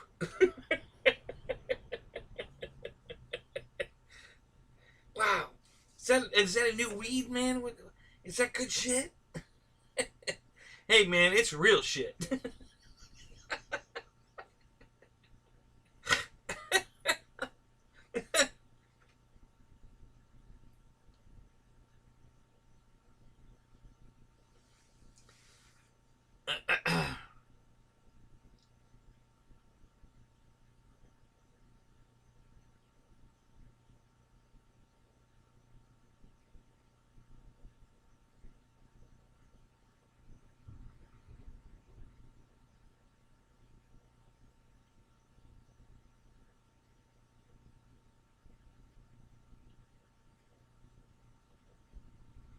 Is that right, Dave? All the animals just came right up and begged for food?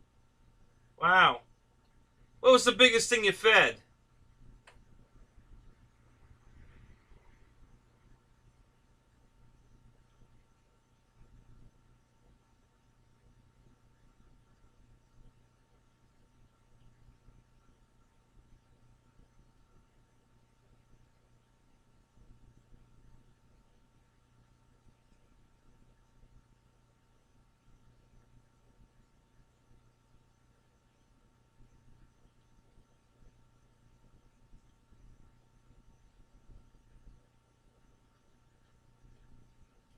Well, Michael, it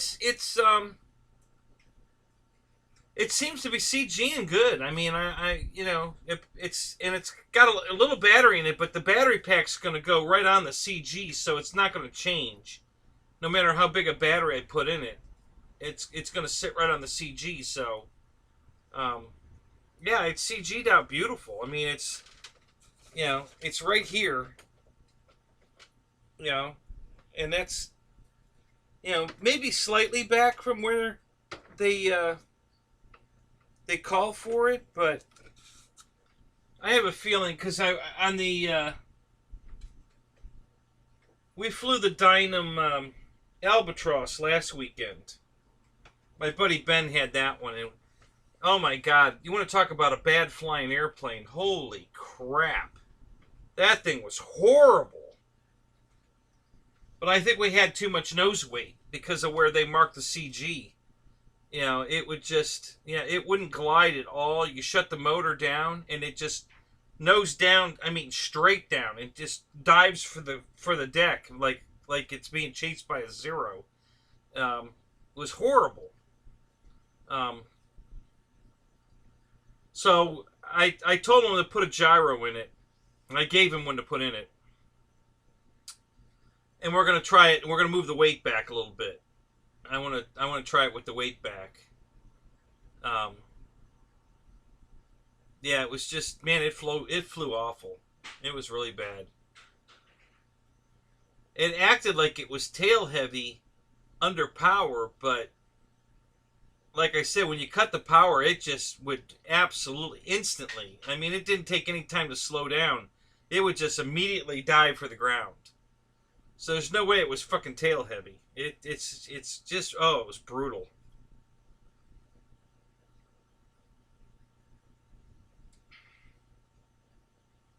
It was really windy.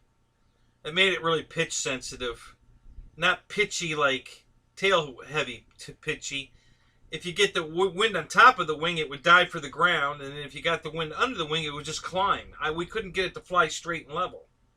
It just was all over the place. Not violently, but, be flying along. You get it straight and level, and then as soon as it get a gust one way or the other, it would go that way. It would either start climbing pretty hard or it would start diving really hard. You just couldn't get it to stay there. It just flew horrible.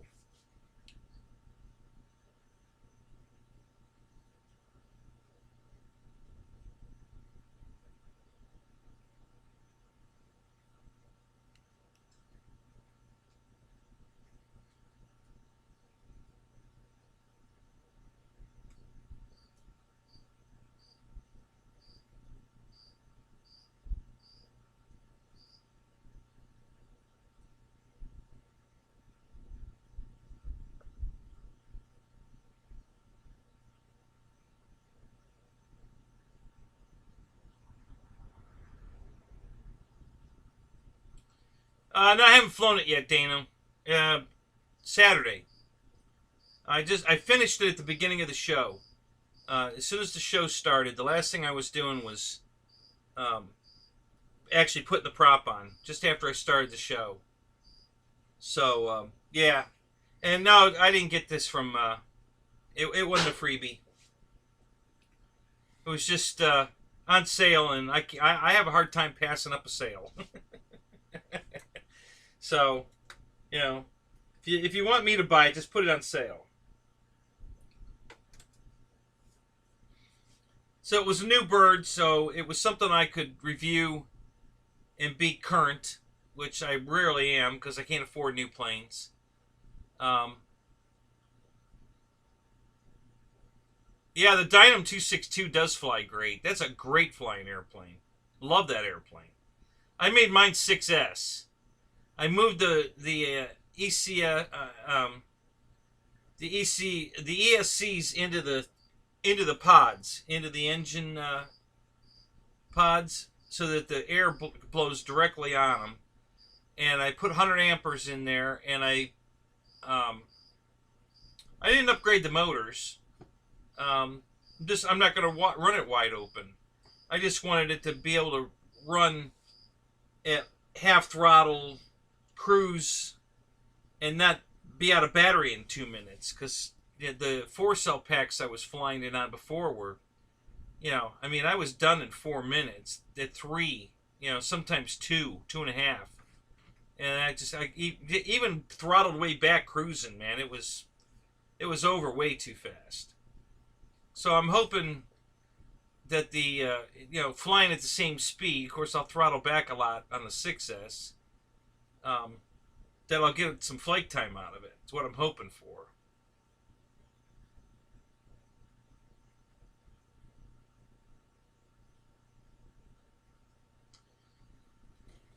I really like this plane, Dana. I got to tell you, it's cool. I mean, it's got I don't know if you can see it in the pictures, but if you look really close, you can see the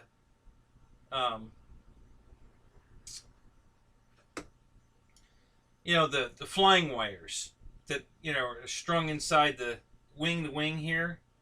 So the flying wires are all strung in the wings. Got wires on all the tail surfaces back here.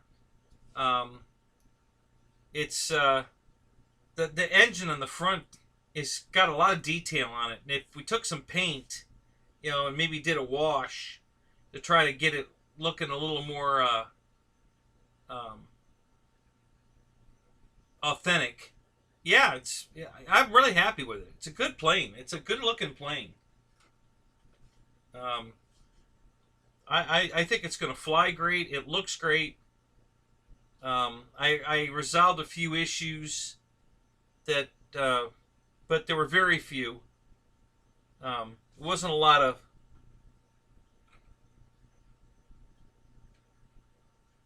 bad stuff on this plane at all. It really went together well.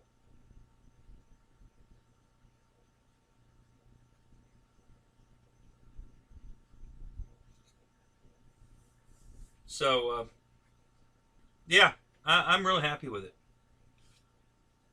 It's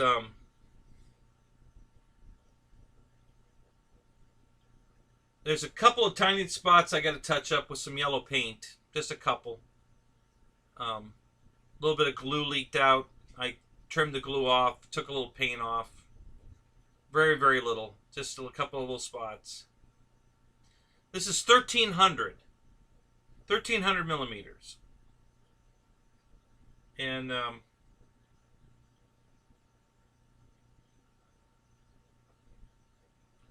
it's 995 millimeters long, the fuselage.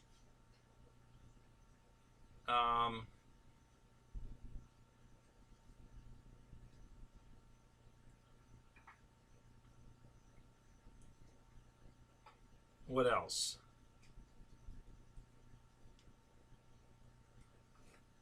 The motor weighs probably 2 pounds, the dummy engine up front, because it's got lead ingots in each cylinder head. Has a round slug, big lead slug slid up inside the motor all the way around. And that was what they needed to get the CG right, because the nose is so short. You can't hang, if you could stand it out farther, it takes a lot less weight, because you got more leverage farther out you go. But yeah, this short nose, it just took a lot of weight. So they filled that thing up with lead. So, I don't think the plane weighs 3.5 pounds, maybe 4. And out of that 4, 2 pounds are in that motor. The rest of it's the rest of the airplane. I mean, the whole plane's 2 pounds, and then they got 2 pounds in the motor, just to get the CG right. But it's right. You know, the CG's really good. So yeah, I'm really happy with it. I think it's a cool airplane. I love these flying wires. I mean, the wires on here just look so cool. You know, I've never had a model airplane that was detailed like that. I mean, it's not a great big detail, but I've just never seen it before. You know, nothing on anything I've had. So I just can't get over it. It's cool as shit looking. So yeah, I really like it. I can't wait to fly it. You know, it looks really good. I like it.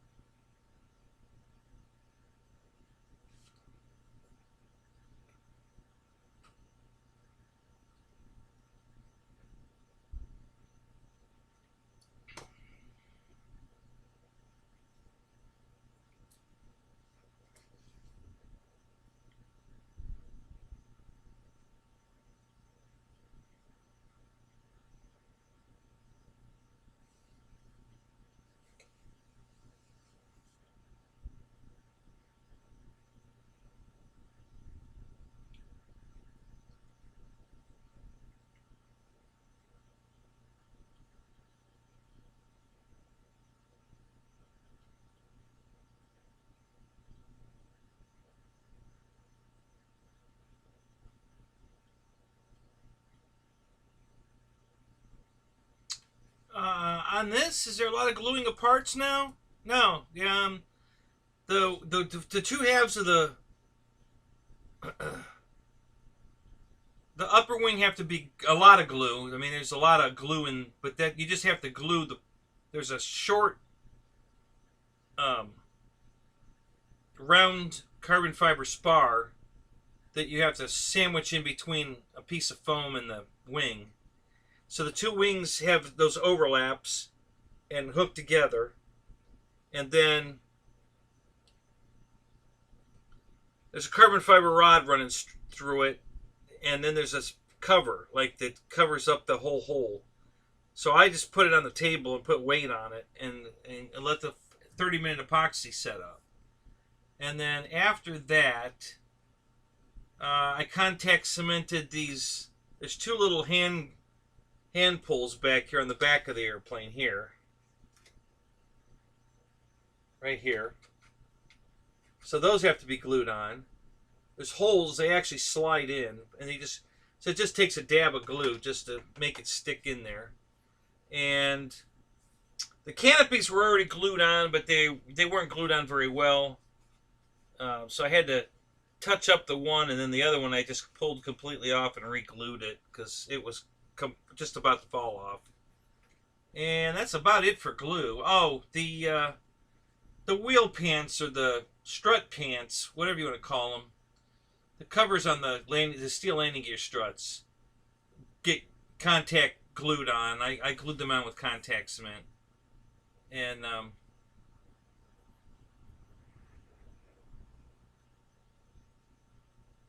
let's see, what else? I think that's it for glue. Yeah, that's it for glue. I didn't glue anything else other than, well, I'm gonna glue. I haven't done it yet. But every single nut, okay, on the rigging here. So there's 2, 4, 6, 8, 10, 12. So there's 12 nut and bolts, machine screws and nuts. I'm going to put a dab of contact cement on every one of them, just to make sure that they don't come loose. So, and they don't fall off the plane and I lose them. So I'm going to do that. And then I want to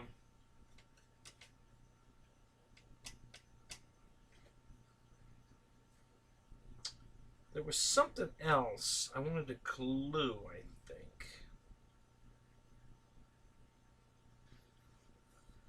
there's a very little bit amount of glue you put on the bottom wing. And what I mean by very little, it's just the two little overhangs. There's two little tiny squares that, you know, tongue and groove slot together, and you glue it there. So I put a little glue there on each one. There's only two, one on each side, and then, or you know, front and back. And then I put a little bit of glue on the seam, and then that was it. Then I just screwed it to the airplane, because there's 4 screws holding it to the airplane, and I figured, what better place than screwed in place where it goes to let glue dry. And so that was it, and then that's about it for the glue. I got a whole full tube and a half a tube, so I've only used a tube and a half.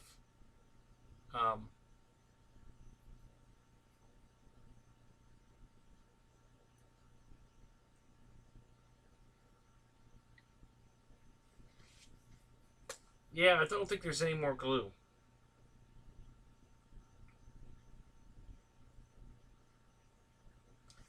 Nothing I can think offhand. Well, I'm going to put glue here too. On these rods here that have the springs attached to them over here. I'm going to do that too. I'm going to put a drop of glue right on the spring where it touches the steel rod. I'm just going to put a tiny bit of glue on those. I may put some on the spring down here too at the other end. Maybe I'll glue the spring to that as well. It's more for if it comes unhooked in flight, it'll stay together. It won't lose it. You know, if everything's glued, it should stay together, and I can grab a hold of it and put it in my pocket or wherever and get home, and then once I've calmed down, I can, you know, put it all back together. So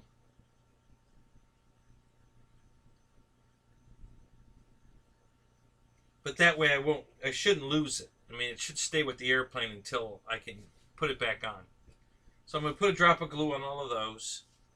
And then that's about it for any more gluing. I'm just going to put drops of glue everywhere to make sure this stuff stays on. But other than that, I don't think it needs any gluing. It's a good airplane. It went together really well. Very little modding at all. Very little. I modded a couple things. The biggest mod I did was the upper wing. I didn't like the way they had designed it.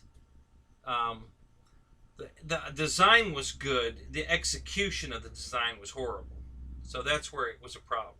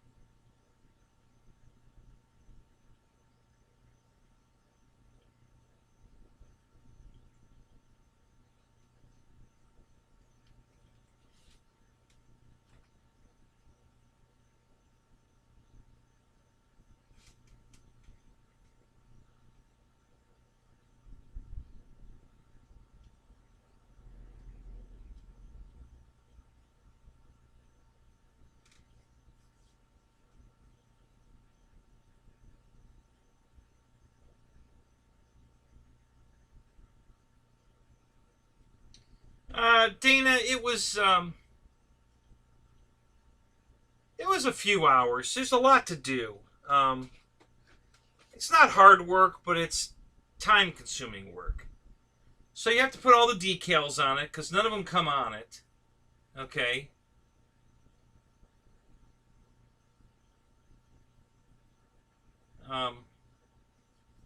So there's quite a few decals. I mean, you know, sort of. So there's the two big round stars on the top of the wings, the top wing, smaller round stars on the bottom of the bottom wing. There's two decals on the side of the fuselage here, these big 607 numbers. Then there's an N number and a bureau number back here on the tail on each side. American flags on each side here. The wings have black step pads on both sides. So there's those. And then there's a couple more decals I haven't put on yet. The 607 that goes on the cowl up front, there's one of those on each side. I have to put those on. And then there's dash instrument panels. And I have to put those on, these two instrument panels. And then it's done as far as decals go. So not a lot of decals, but again, time consuming. If you want to get them on straight and right and get all the air bubbles out of them, it takes some time.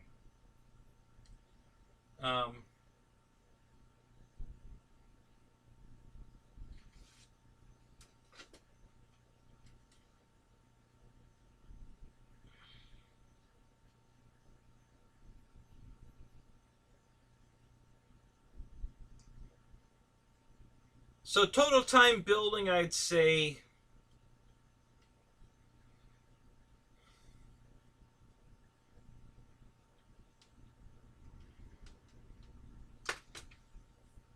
I don't know, maybe 10 hours? Maybe, I don't know. It's hard to say.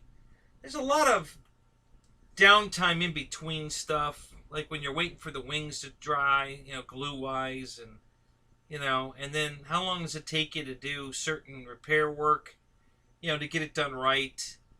You know, that can be time consuming depending on what it is. You know, and we did have one issue like that. There was that, well, it wasn't that piece, but there's a piece similar on, it might not have been on this plane. I'm trying to remember what plane it was, but we had a fart with that.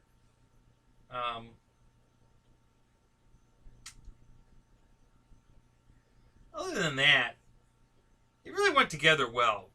Nothing like Air Marshal's plane. This one was pretty solid. I drilled a hole in the front cowl, straight down. I measured and put a hole in it. There's a metal plate in the top of the cowl. Okay, it's a long steel plate. There's a magnet in the fuselage under the cowl.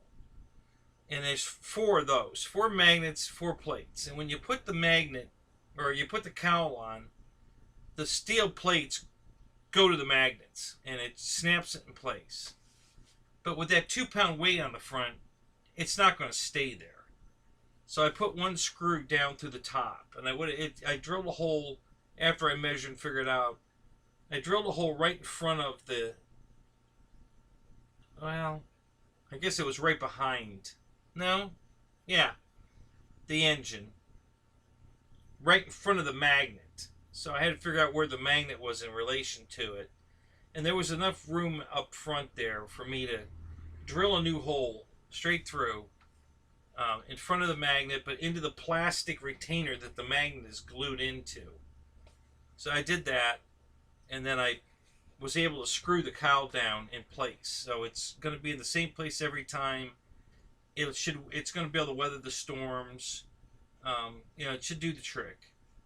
So, and then what else did I have to mod? There, you know, it's very little mods. It was a pretty straight build. It really went together well.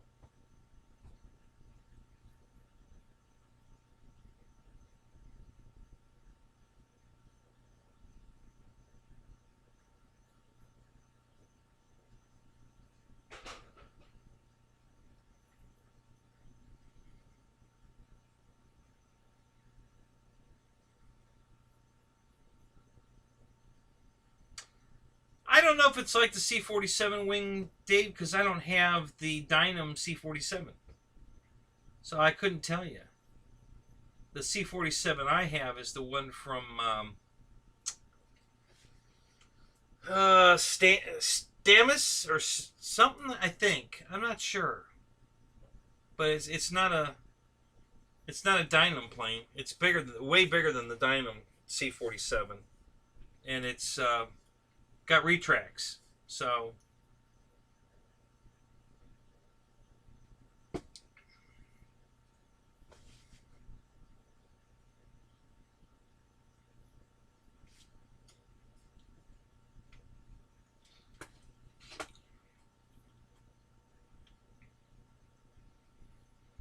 apparently nobody's very impressed with it, Dana, because I've asked the question and a couple other guys have asked the question, and nobody seems to want to answer how they feel about the new plane from Horizon.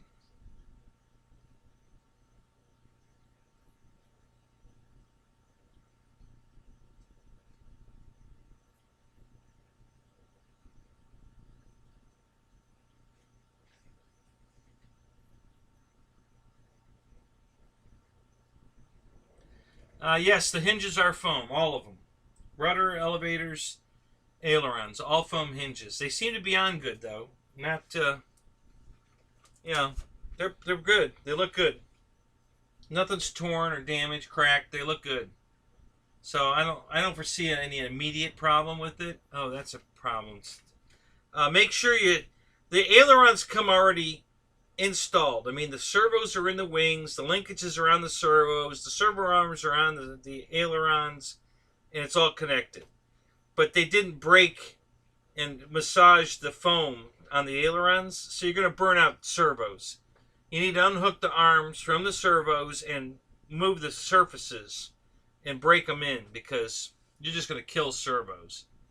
They were not broken in at all, and they were ready to send her out. You know, and it's just like, wow. So it's so I would definitely recommend disconnecting those and massaging them. Now the tail surfaces aren't connected, so you can just do those right there as you go.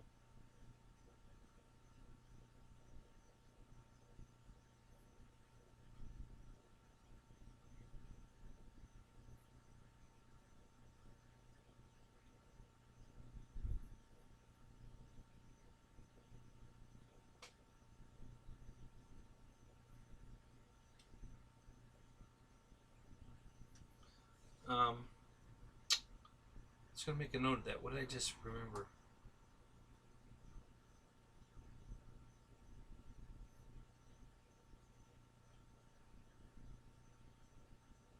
I don't remember what I was gonna do now.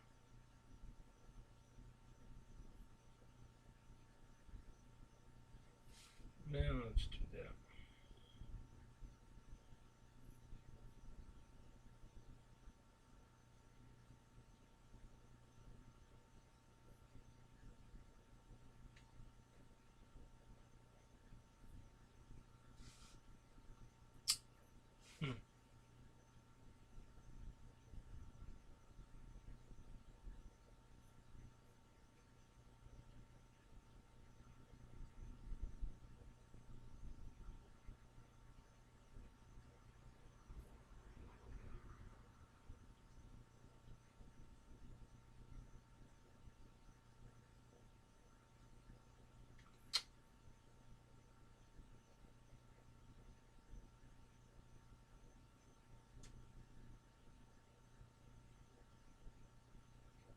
Yeah, there's a map on the instructions. Okay, these are the worst instructions in the world, and that part's always been true.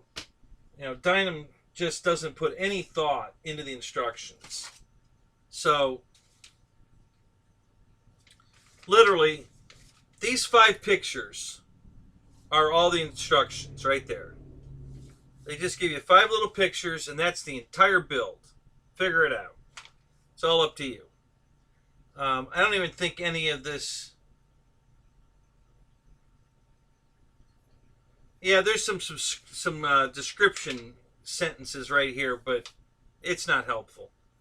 But down here is a key that shows you where all the decals go. So the decals appear to be the wrong size. They're too big.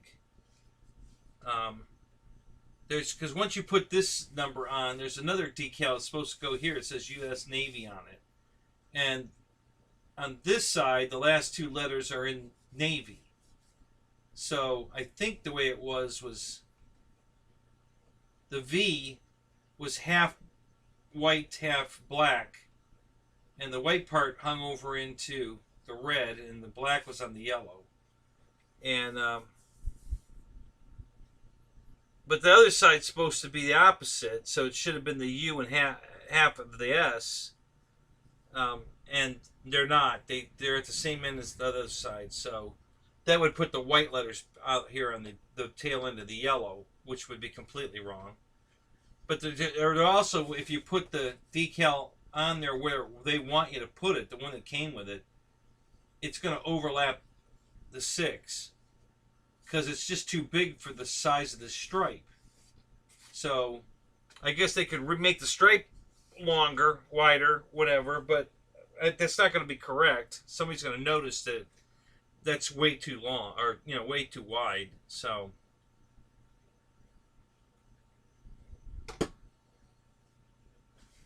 thank you, Mickey.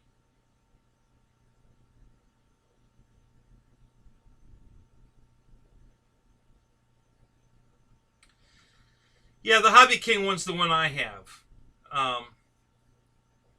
And I got the DC3 one, and it's sitting right here. Yeah, it's I think 1800 millimeter, and it has retracts, and I think it has split flaps. Yeah, so it's a good, good looking airplane. I'm painting it right now. I'm doing a complete repaint on it. But yeah, it's a good looking bird. Way nicer than the DYNAM one. I don't really have an issue with the foam of the DYNAM one or any of that. It's got to have retracts. My God, it's a C-47 for Christ's sake. It would definitely have retracts. So, to have a bomber flying around with its wheels down just doesn't work for me. So,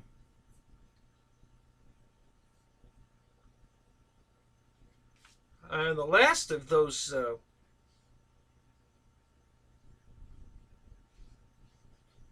Nah, that's all right. So I'm trying to think that one thing I was thinking of.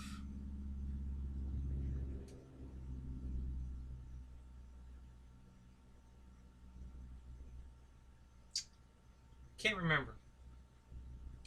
I'm putting notes on my phone. It's because I'm going to do the final of the build video tomorrow.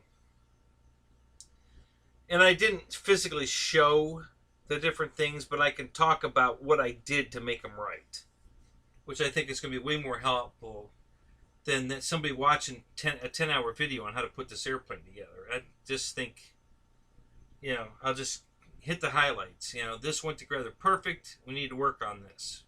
Just highlights. And they can figure out how they want to fix it from there. Make new parts or whatever. I don't know. But we're going to find out soon enough.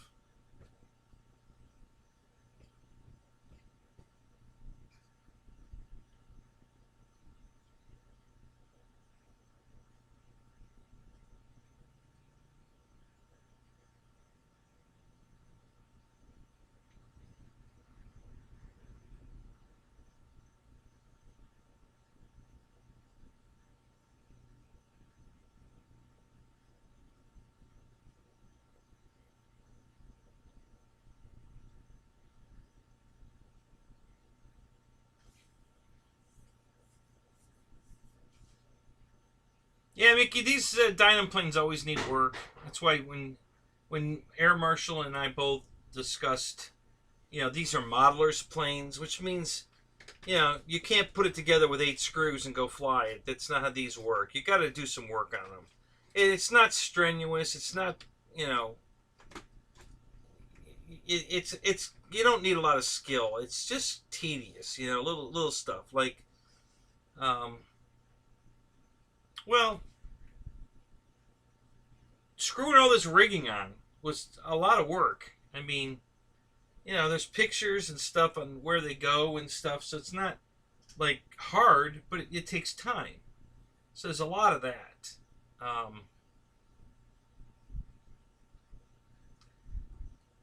really about it for the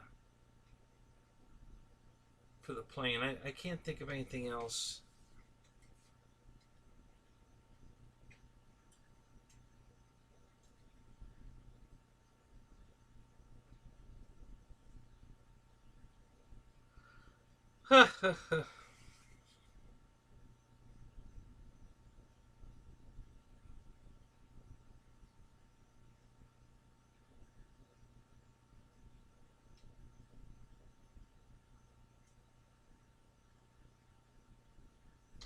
Yeah, well, I'm gonna use contact cement, but I'm gonna put contact cement everywhere.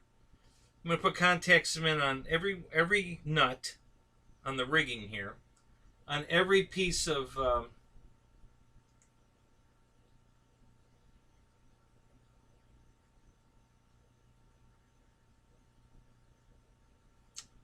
well, what was I just gonna say?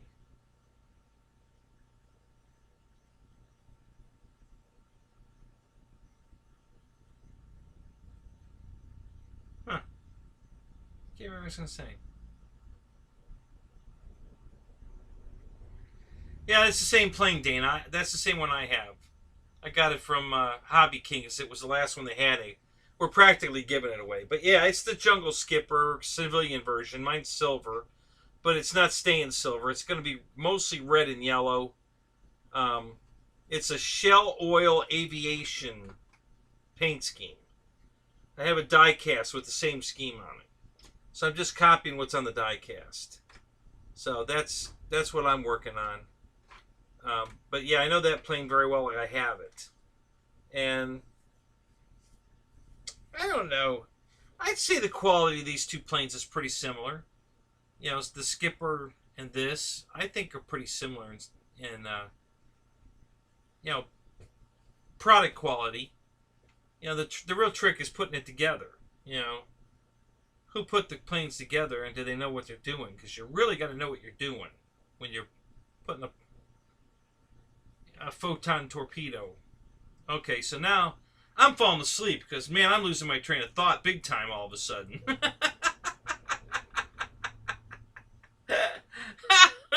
Wow, that one came out of nowhere. What the hell? So,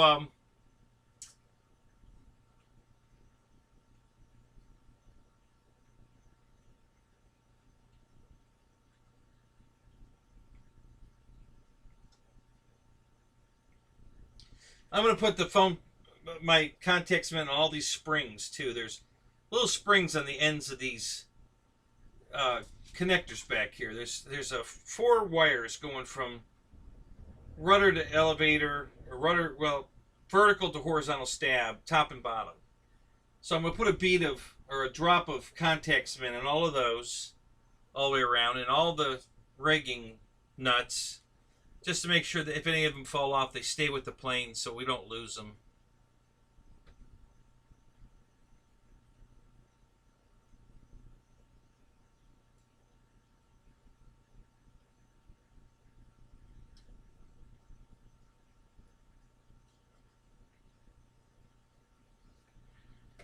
Have you done a maiden yet? No, Mickey, I just finished it tonight on the start of my show. I put the prop on. That was the last thing. There's actually a couple of tiny little things I still have to do. There's a piece of heat shrink here I got to shrink. Just got to put a little heat on it. And I don't know. There's like maybe another... I may clear coat it before I fly it. But that's all that's left. So I'll fly it Saturday. It's definitely going to get flown Saturday. There's another set of decals that go on it I haven't put on yet. Not sure if I'm going to put them on yet. I'm debating. There's the 607 numbers. There's 2 of them small go on the cowl. And then there's instrument panels for both the instrument panels in here. There's a decal for the instrument panel. And they're not installed. So I may do that. So, but yeah, it's that's about it. I mean, I was going over some of the things, like I added a screw to the cowl, and I I changed completely how the upper wing went together because I didn't like that at all.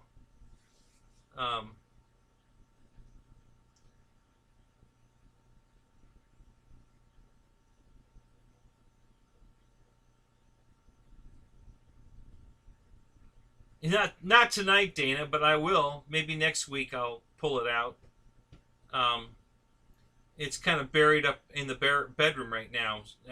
It would take too long to just go get it, but I can dig it out next week if you want.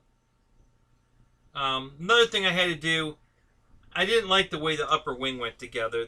The lower wing, it's got a spar that goes wingtip to wingtip. Just about. And all they did was drill a hole straight down the middle of it. And the spar went right through all the holes, I guess it's probably one solid piece of foam, and they just drilled a hole through it. But yeah, the spar went right in. I slid both halves together, test fit, perfect. So I just put some glue on it, stuck it together, and then screwed it right on the airplane. Just so the airplane was holding everything in place straight and everything, and that came out perfect. But the upper wing was a problem that I wasn't happy with, so I changed it. There's a... I don't know. Well, it's probably this computer board that's sticking down. These are tied to here. The struts tied to that board where this aluminum stanchion is bolted to, and in the middle of that was a round circle that the carbon fiber rod was, spar was supposed to go through. And it goes through the hole, but the hole's not down all the way into the foam where the channel is that rides in and sits in when you glue it. So you put it in, put it through the hole, and now it teeters on the hole. You can't push it down hard enough because you can't compress carbon fiber tube. I guess we could have cut the tube and then gone back in and slid it, but that, yeah. So I just cut that little round circle out. I just snip, and took that piece of plastic or fiberboard or whatever, and I just took it out so that the spar would lay flat. And then I laid the wing upside down, put good glue over all the high areas. There's some high and lows, and you don't need to put any glue in the lows. It's not going to touch nothing. It's just a waste of glue. So I just put it in all the high spots, and I'm using 30-minute epoxy.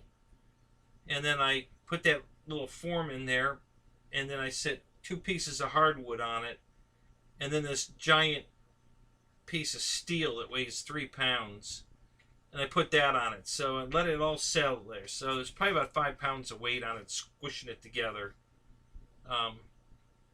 So cutting those little rings out made a big difference. That made it fit better. So that came out good. I'm happy with that.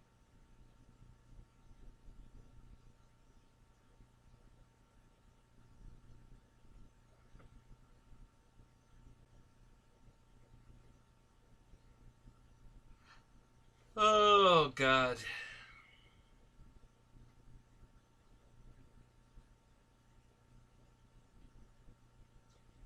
All right, guys. I've hit my limit. 3:21. It's getting late. I'm tired. I'm getting tired now. I'm falling asleep. So I'm going to call it. But yeah, next week, Dana, if you heard the show early enough, just mention that, and I'll go dig it out. I'll try to remember to dig it out anyway, so I can pull the Hans drift car out. So you guys, it's really cool looking. It's bright orange. It looks really good. I haven't taken it out of the box yet, but the box has got a big window in the front of it. So we'll take a look at that. And I'm going to be shooting some video on this yet. I got a little bit more build video to do. All I'm going to do now is talk about the mods I made, because the plane's done. And then I'm going to upload that, and then Saturday we're going to go out and shoot some video of it. I'm going to maiden it Saturday, weather permitting. And we'll shoot some video of it, and then that should finish it up. So, in the meantime, thanks for coming. Have a great night. had fun. It was a good show. I just, man, all of a sudden I got tired. Wow, it just hit me like a ton of bricks. My mind crapped out, and like all of a sudden I was dreaming and thinking I was on the Enterprise or something. I don't know. It was weird. So anyway, all right, guys. We'll catch you on the next one. Thanks for coming. Thanks for the super chats, guys. And we'll catch you next week. Talk to you later.